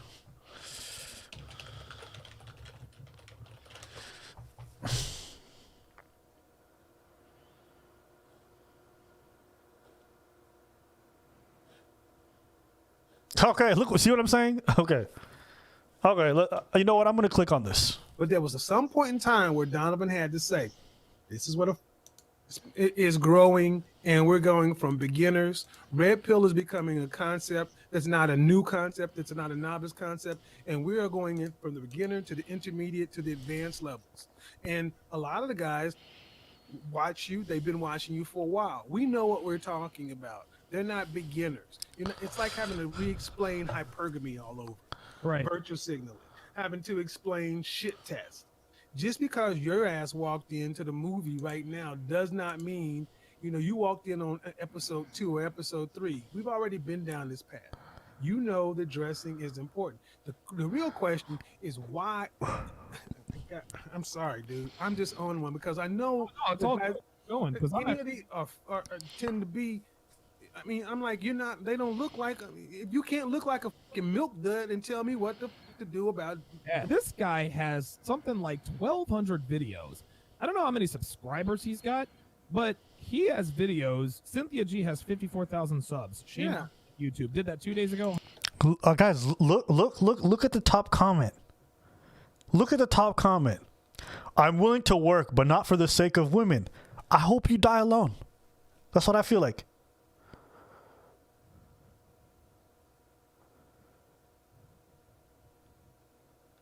See what I'm saying? This is the pathetic stuff that I'm talking about. It's hard going to the gym, eating properly, saving money, staying away from temptation. Motherfucker, forget women. You should be doing this for yourself as a man. learning new things, and the list goes on. And then you need consistency, and then you add the time equation to no instant gratification. But after 10 years, is it worth it to get a woman? like what you want me to tell you?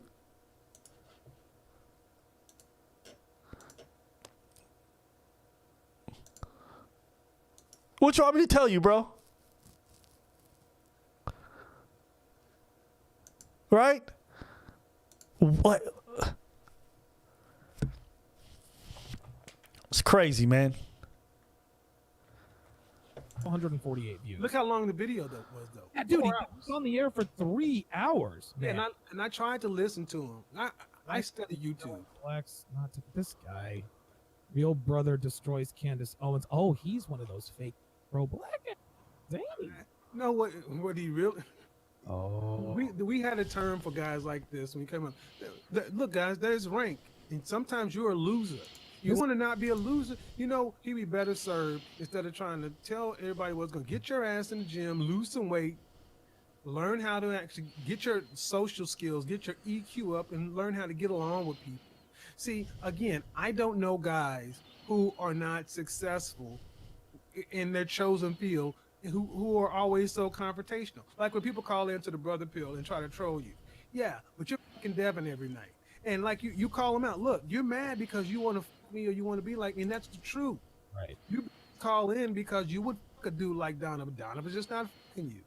I can be real because now we're getting more mature. I'm in a place to where I know men understand what I'm saying, where you are, and then where you want to get to. Right. Understand how far that is, and then put the work in. What did I just say? What did I just say? It really comes down to that. It really comes down to that. Man, the amount of young homies out here in Montreal or like in the city that I've had to like help along when it comes to like dating and figuring this shit out. Yeah, you should be able to figure this thing out, man. What you want me to say?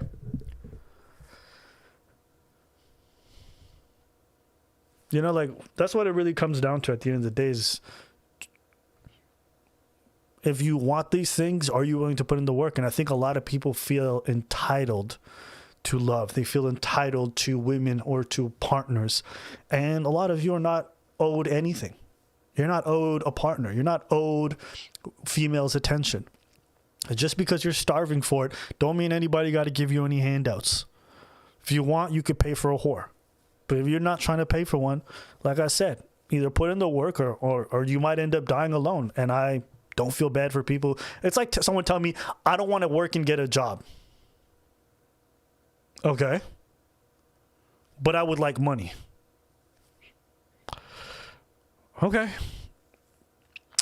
Well, look, if the government wants to give you welfare, that's fine. But I don't think nobody got to give you women. That's me.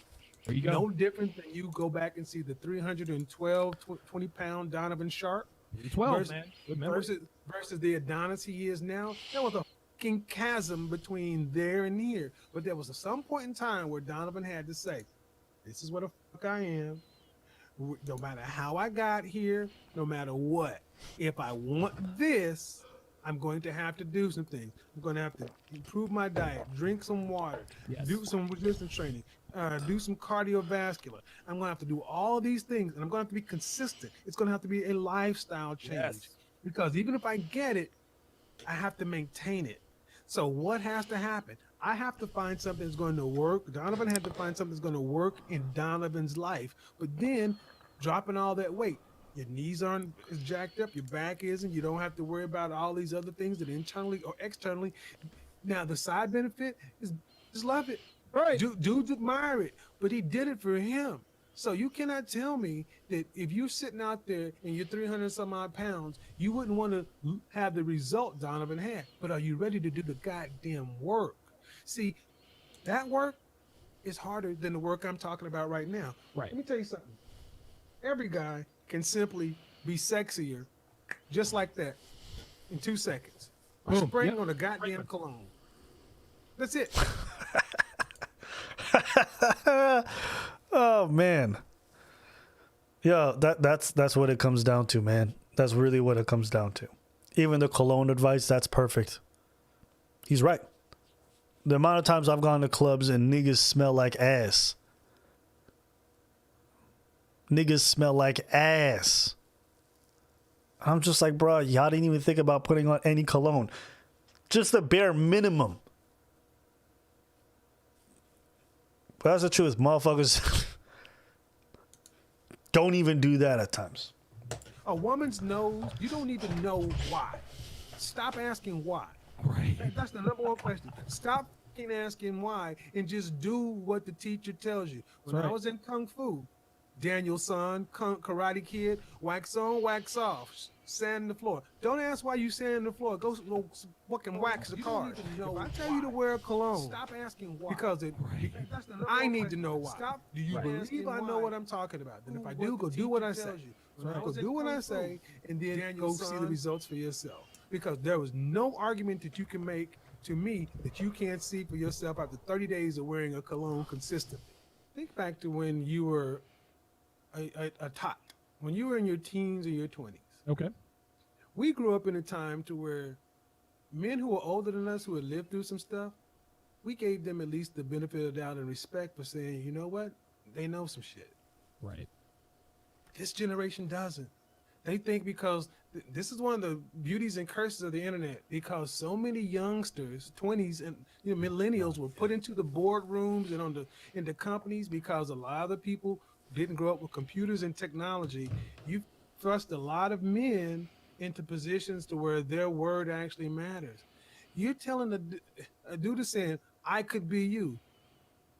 You got 20 plus years in this. Application. Right. And see, this is what I said it laughingly. And this is one of the things I love that I know. I can fight. I can fight very well. I used to be a bouncer. I used to fight full contact. I love the taste of my own blood. A lot of these dudes just need a fucking ass whooping. I mean, I don't know about the last point, but yeah, shit happens. I mean, yeah.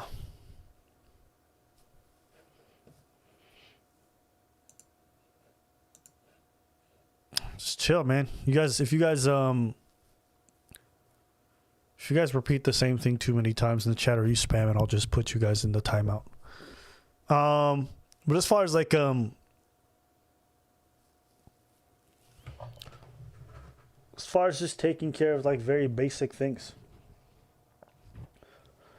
If you ain't got no game, then you need to set yourself up in the best situation possible, right? Just to accentuate and help you out with your game, whether that's getting in decent shape, whether that's getting a hairstyle that suits you, whether that's putting on clothes that are going to help you, you know, making sure that you got hygiene taken care of.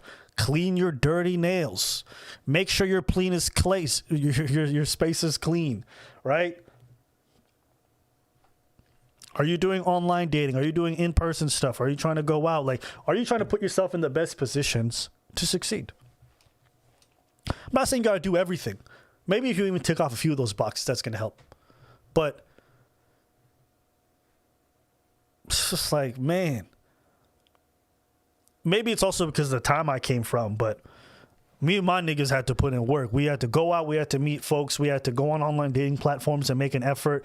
And I think with time, I've just realized that a lot of people just think, once again, they think trying at dating is too much. To put in an effort is like, oh, that's uncool or some shit.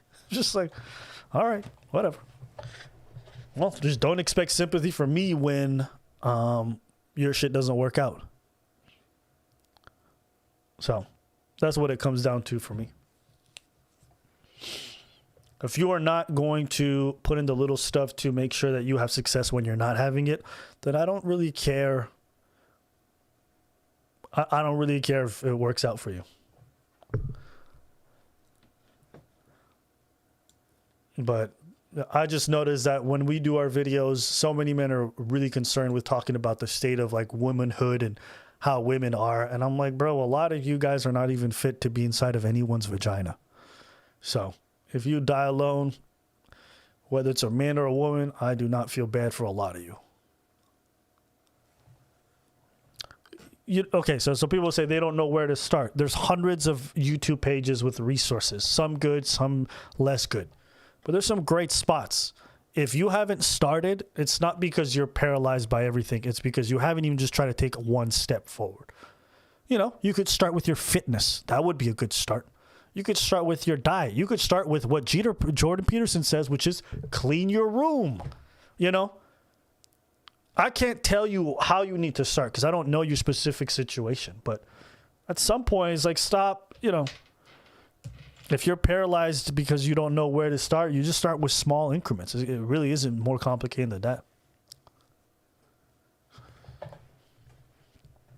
Bro, the amount of L's that I've taken in my lifetime and the amount of rejections that I've taken, and I talk to guys who call into the show who are like 24, 25. I'm like, yeah, so how many girls have you asked out? And they're like 7. I'm like, bro, I would do 7 in a week. I would sometimes do, like, even if you did 7 in a month, that would be a lot. But I would do that in those numbers. Like, I would dwarf those numbers. I've taken so many goddamn L's. That shit's easy for me, bro. If a girl says no to me today or it's like, I'm definitely not interested, you're ugly, I'm like, word. Well, you have a wonderful day. And I just move on because that's how little I care anymore. You know. And I think back to some of my other homies, niggas who was like 21, 22 when I was 24, and they was like asking me for advice, little homies. And I was like, bro, y'all got to put in that work. And they were also disillusioned about stuff, but they put in some effort. Within 2-3 years, they were dating. They were out in the streets, and some of them got girlfriends and are happy now. And it's there for the taking. That's what I've come to accept. You just have to be put in that work. If Skippy can get dates, all you ugly niggas can get dates. Right? So that's what it comes down to. I'm not going to sit here and be like, oh, boo-boo, it's going to be okay. You're going to be fine. No, some of you are going to die alone because some of you don't want to admit that you're the reason why. Your behavior, your choices are the reason why you ain't got any options.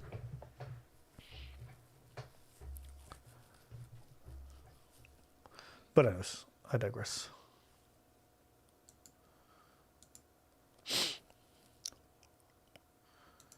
I mean, you know, you guys will say, like, who would turn down ABBA? But you guys know me as ABBA because of ABBA and Preach. But that's only something that's been new over the last 2 years. I was dating well before that. I was dating way more before I did the online stuff. So when I was doing that shit, like, yeah, I took a lot of L's. I was rejected all the time.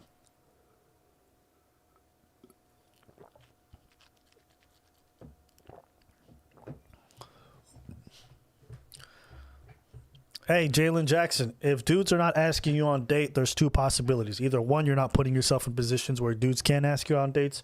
Maybe you got no online profiles, or maybe you're not thirst trapping on the ground. Or 2, you don't go out to events where people want to be around you. Or 3, you are hella ugly. Those are your 3 reasons why dudes would not be asking you out. So you need to go figure out which of those 3 or which combination of those 3 it is and figure that shit out. And if you can't, well, there you go.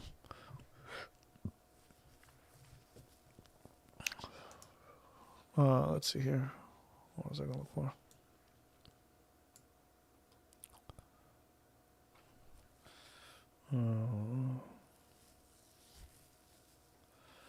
I actually don't care about any of this. What was I looking for? What was I looking for? I was looking for something. Hold on, let me check.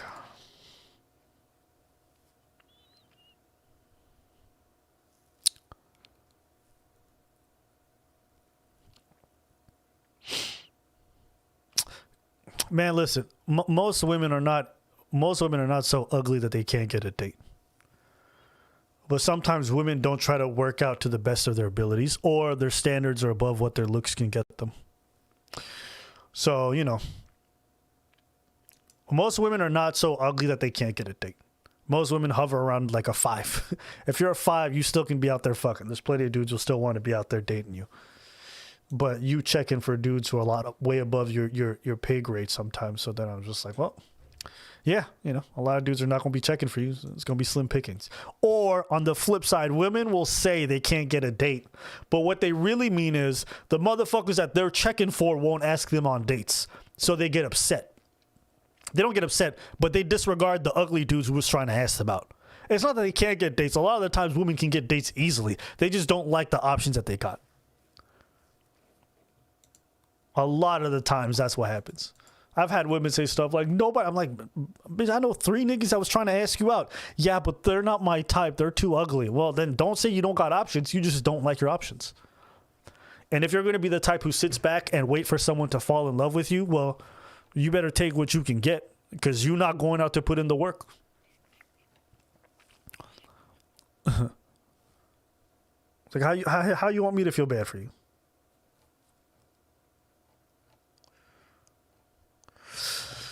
So this is a show.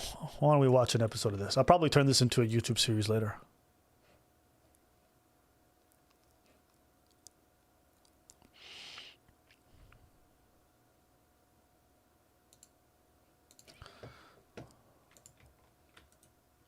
Check this out later.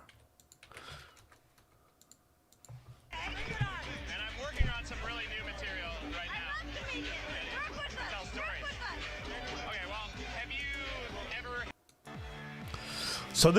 So when I was learning, right, there was 2 things I would watch. I'd watch this show called Keys to the VIP, and I'd watch Patrice O'Neal. This is when I was 20 or 19, all right? So this is a long time ago. This used to be a show on TV. I think it was on Comedy Central. It was a bunch of dudes who'd go out to clubs and try to pick up girls, and there would be games involved. So I'm going to pop in an episode that will just get an idea of what it was. If you guys want, you guys can go watch this. Some of this shit's corny. You're going to see dudes who suck. You're going to see dudes who can't do it. You're going to see dudes fail and sometimes pick up or get a girl's number. Some of this is super cringe. You're going to notice with the outfits, but bear with it.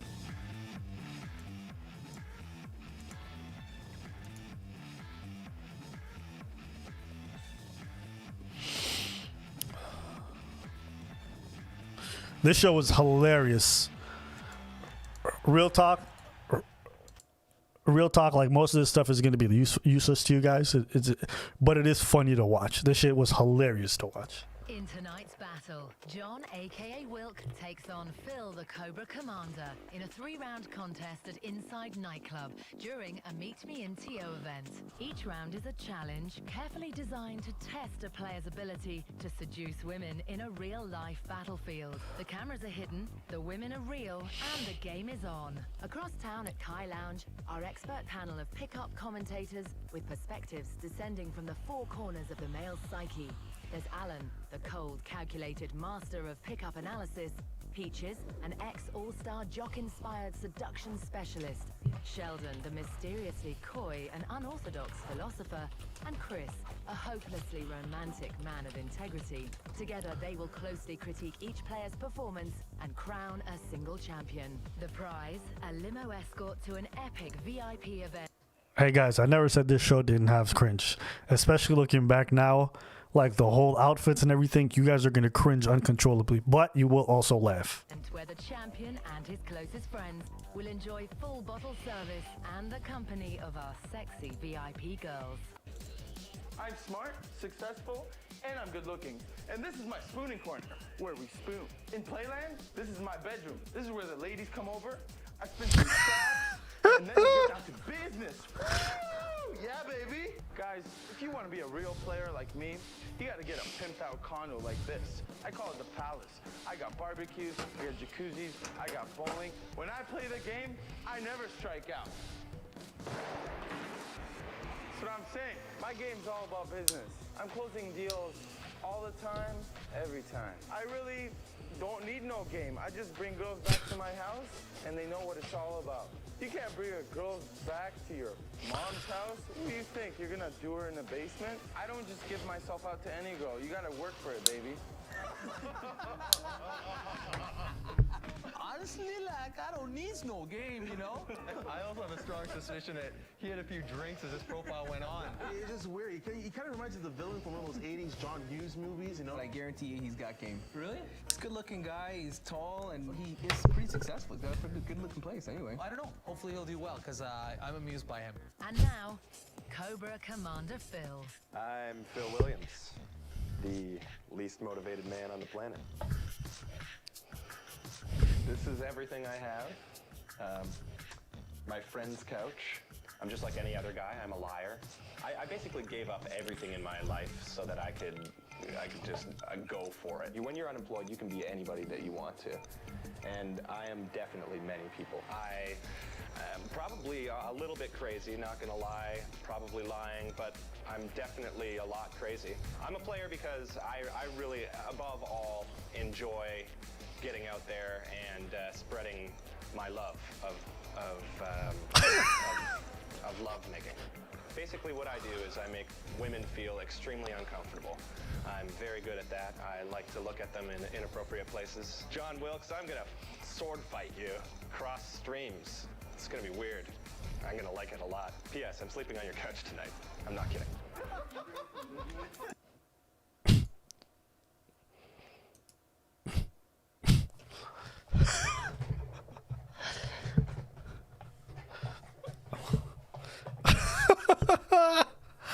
Like I said, this show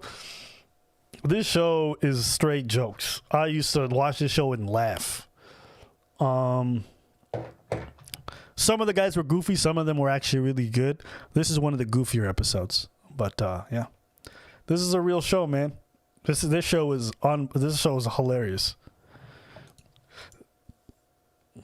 This guy's completely crazy. Now I know what it feels like to be a therapist and having some crazed man sitting in front of you on your couch. And he's kind of got this Ryan Reynolds awkward humor to him. Hopefully the girls are gonna dig this, but it's entertaining me. He's got nothing to lose, right?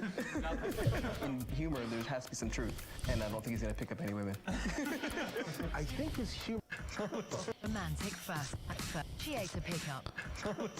In round one, each player must initiate a pickup by professing that he has fallen in love at first sight. Let's see how the women react to a romantic first impression.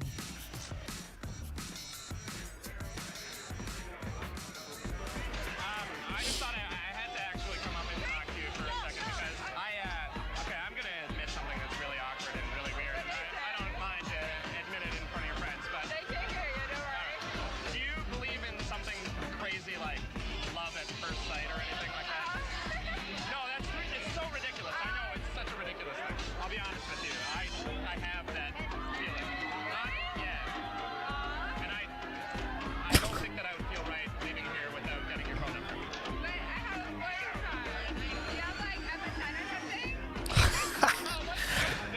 MSN, nigga, that's old. Wow. This is a classic Sheldon. She doesn't want to leave a trail when she knows her man will never see those MSN messages. Let me tell you, she doesn't have that history on. She's got the history set to off. Yeah, exactly. Yeah, I do have MSN. Yeah, definitely it is simple. Okay, what is it? It's spelled totally lying. Are you serious? About which part? The totally lying part or about totally lying?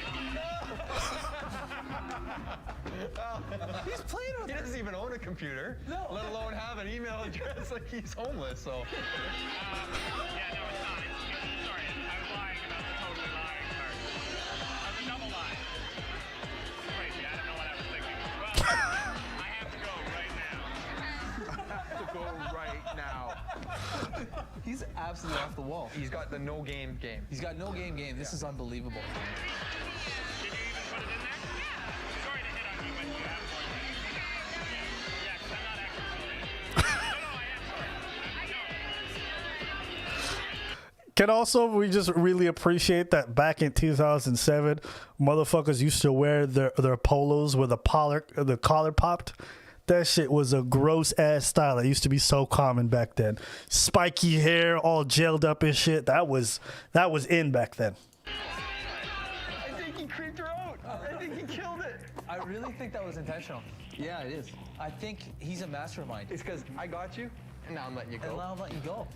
Wow. If you see someone wandering, they're not always lost. Yeah. And this is Phil. This guy is diabolical. Yeah, we're all a part of his master plan. I'm just glad that we haven't had the wool pulled over our eyes by this kid. He's still a kid in our world. You know what I mean? He's still punk. Relax. Yeah. But let's check out John Will, because I don't know what he can produce compared to this guy.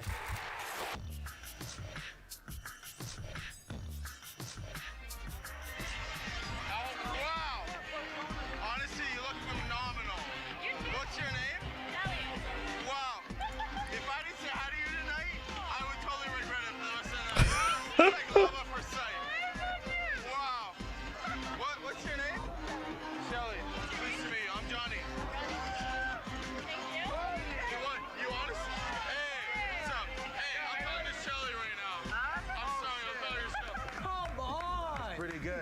pretty good. That was the best retort to a cock block that we've seen on the show ever. He just stiff-armed him. I would seriously love to take you out for a drink. Yeah? Hey, what's your number? 647. I'm gonna call you tomorrow. Actually, tomorrow I'm going to Vegas. But You see these motherfuckers pulling out flip phones like they're in fashion? Because that's when people still had flip phones. Someone said, fake ass Scarface wannabe. Hey, man, listen. Everyone got their thing. Everyone got their thing. It's not my style. It's not my thing. But, you know, as long as you out there and you approaching women, you know, whether it's looking like Scarface or looking like a hobo, this shit's funny.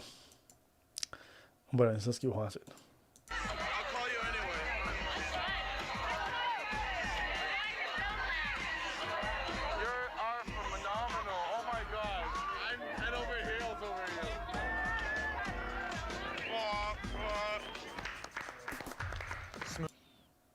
Who is the other dude? Who's that guy who was trying to cock block? What was that about?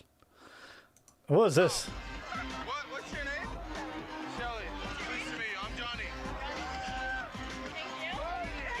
You honest? Hey, what's up? Hey, I'm talking to Shelly right now. I'm sorry, I'll tell you. This man, was he trying to cock block? What was that? I stuffed just standing behind him watching it go down. Okay, so what? Maybe they were together. Damn, he got cock blocked. So this is how I feel like a lot of our YouTube audiences. They just stand here and they get cucked. Why some dude in some fake ass jacket goes out and grabs a girl. I'm gonna call it a draw. 1-1. Both games are tight, and you know what? Let's keep going. Let's go to the next round. Coming up after the... I did not expect this at all. In this round, each player has 5 minutes to demonstrate his most impressive seduction techniques. Let's see which one of our players is the head of the class.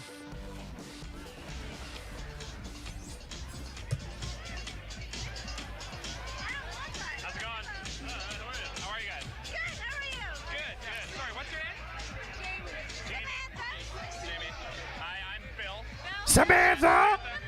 When you have Samantha! screaming their names at you, I think that's usually an indicator of interest. You know, Samantha!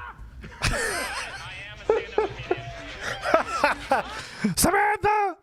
I used to hate that shit when I used to go to a club and a girl's voice was so piercing that I would just want to plug my ears. Samantha!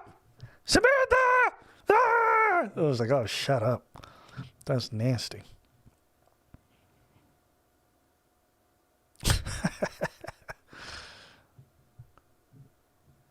Samantha! Samantha! Ah! Some people got disgusting voices, bro. All right, let's keep playing chat. And I'm working on some really new material right now. Tell stories. Okay, well, have you ever had a guy stand at this distance from you and tell you that I can smell your ovaries?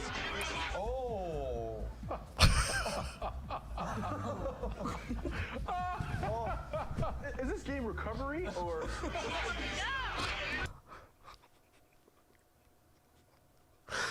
This man said, "Can I smell your? I can smell your ovaries from here."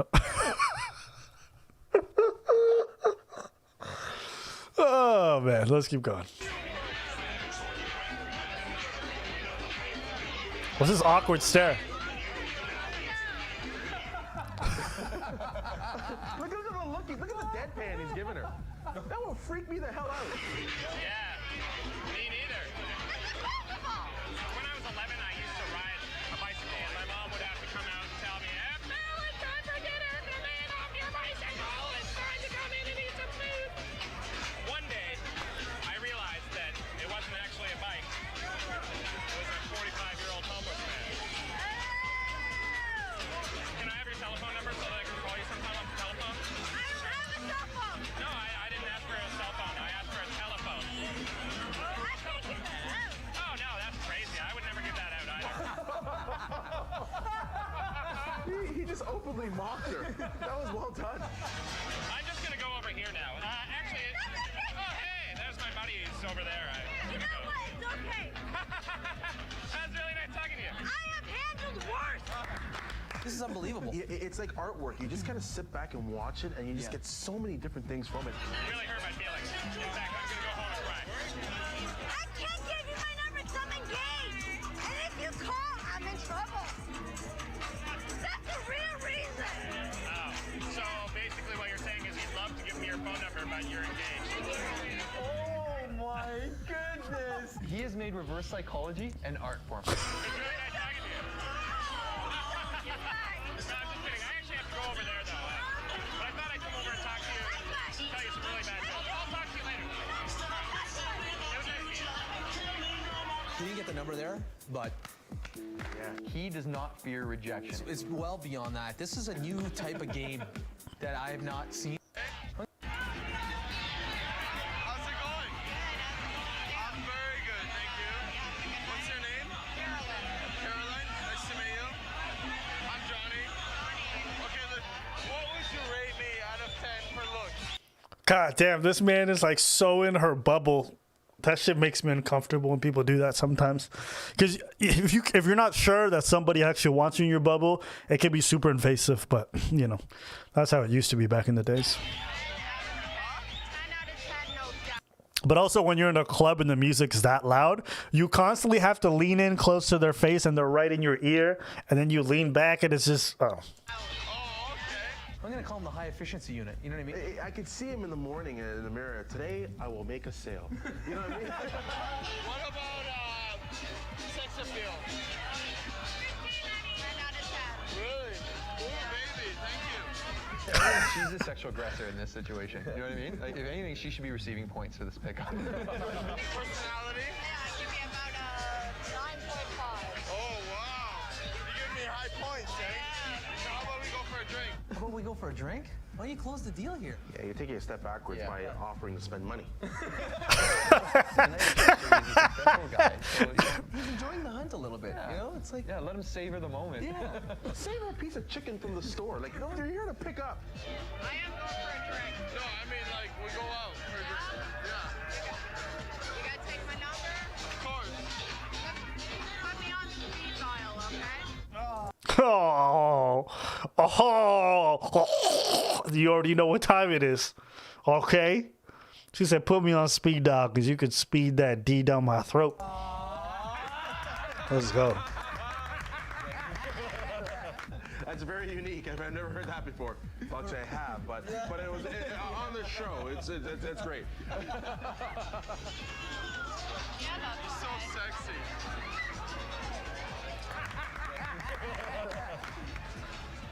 That's one thing I never liked doing. I never liked making out with a girl inside of a club. That shit was always gross to me. Mostly because, like, especially when people drink, that breath.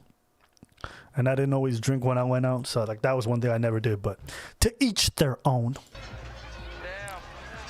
Okay, when I get back from Vegas, we're going out on a date.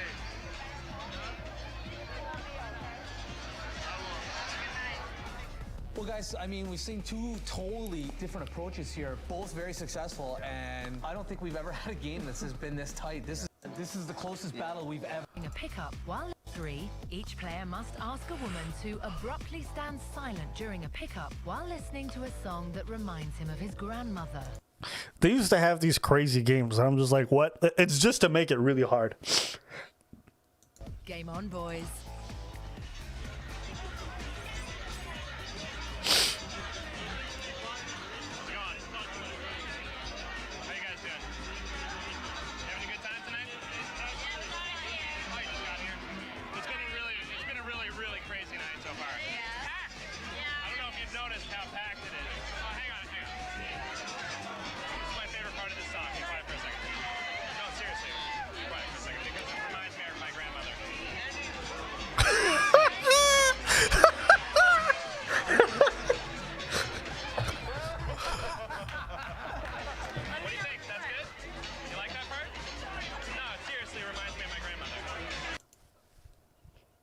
I need a break. I need a moment, bro. This man really told these girls to be quiet. What the fuck am I watching?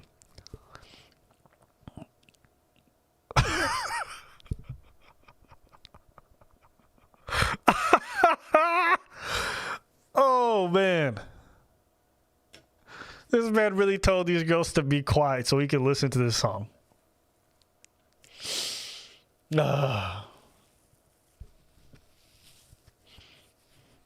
That's funny. Let me just keep playing.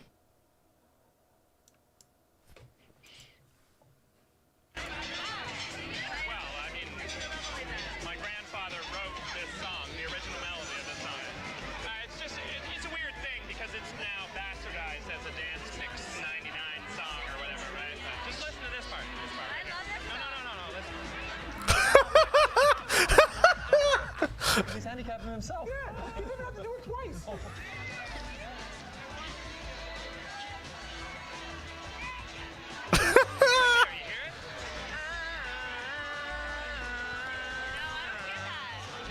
that's basically the part that my grandfather wrote.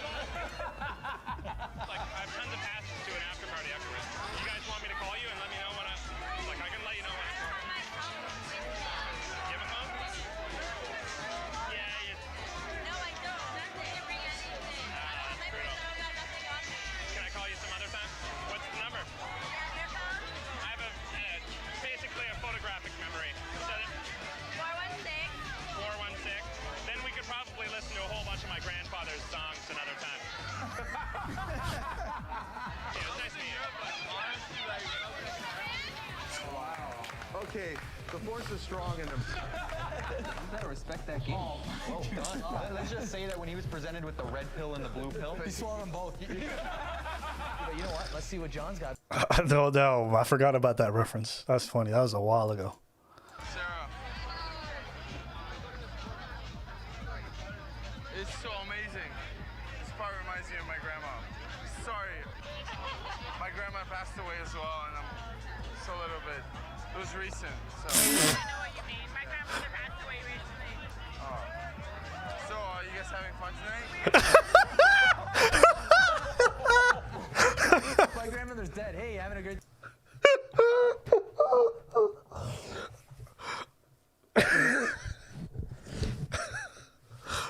Oh man, I used to watch this show and just die laughing. You can't script the shows. It's funny. This man really,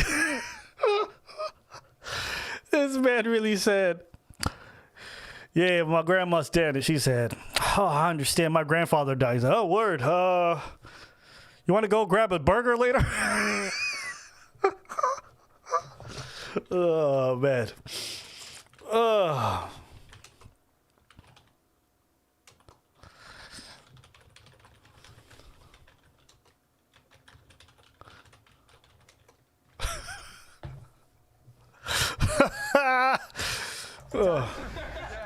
Next topic.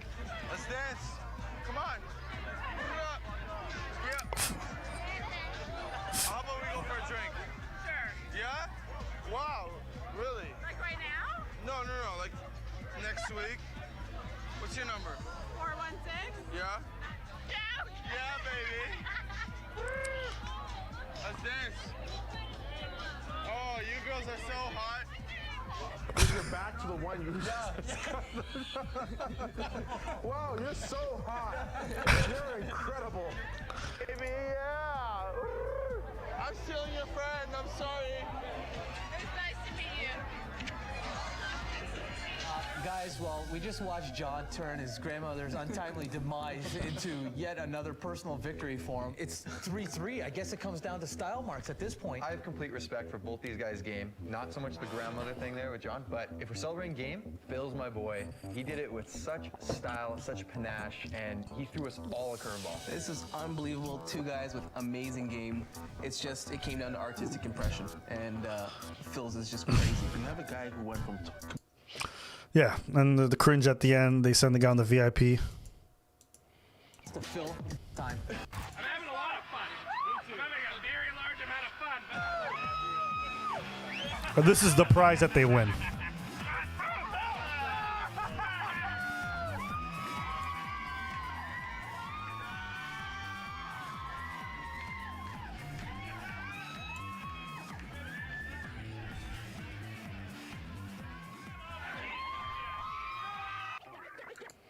All right, so there you have it. That was the gist of the whole.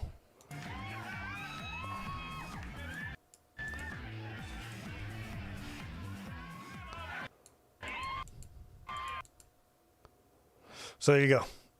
So that's the gist of the show. I used to watch this, and I used to watch like a lot of Patrice, but yeah.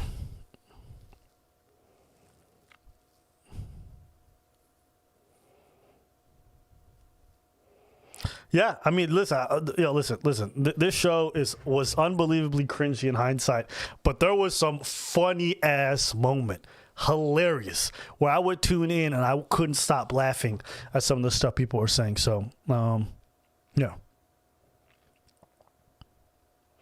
Yeah, so the show's cool, and also you see people approach. You see that like they get rejected really hard, and you know the truth is, most people. Oh man, why do people keep spamming that kind of stuff? Most people, if you watched most people flirt, it would look really awkward. You know, watching people flirt is like almost always awkward in my opinion, but. It does help you to realize that you can also go out there and do your thing and be awkward. And for the people who are involved, it's not nearly as weird as it looks on the outside. So, yeah. I'll just tell you to go check that stuff out. And, yeah, I think that's where we're going to end today's stream. It was kind of fun to talk about all this stuff. But I highly recommend you guys go watch more Keys to the VIP if you want a good laugh. And that's about it. Deuces. And a lot of you are going to die alone.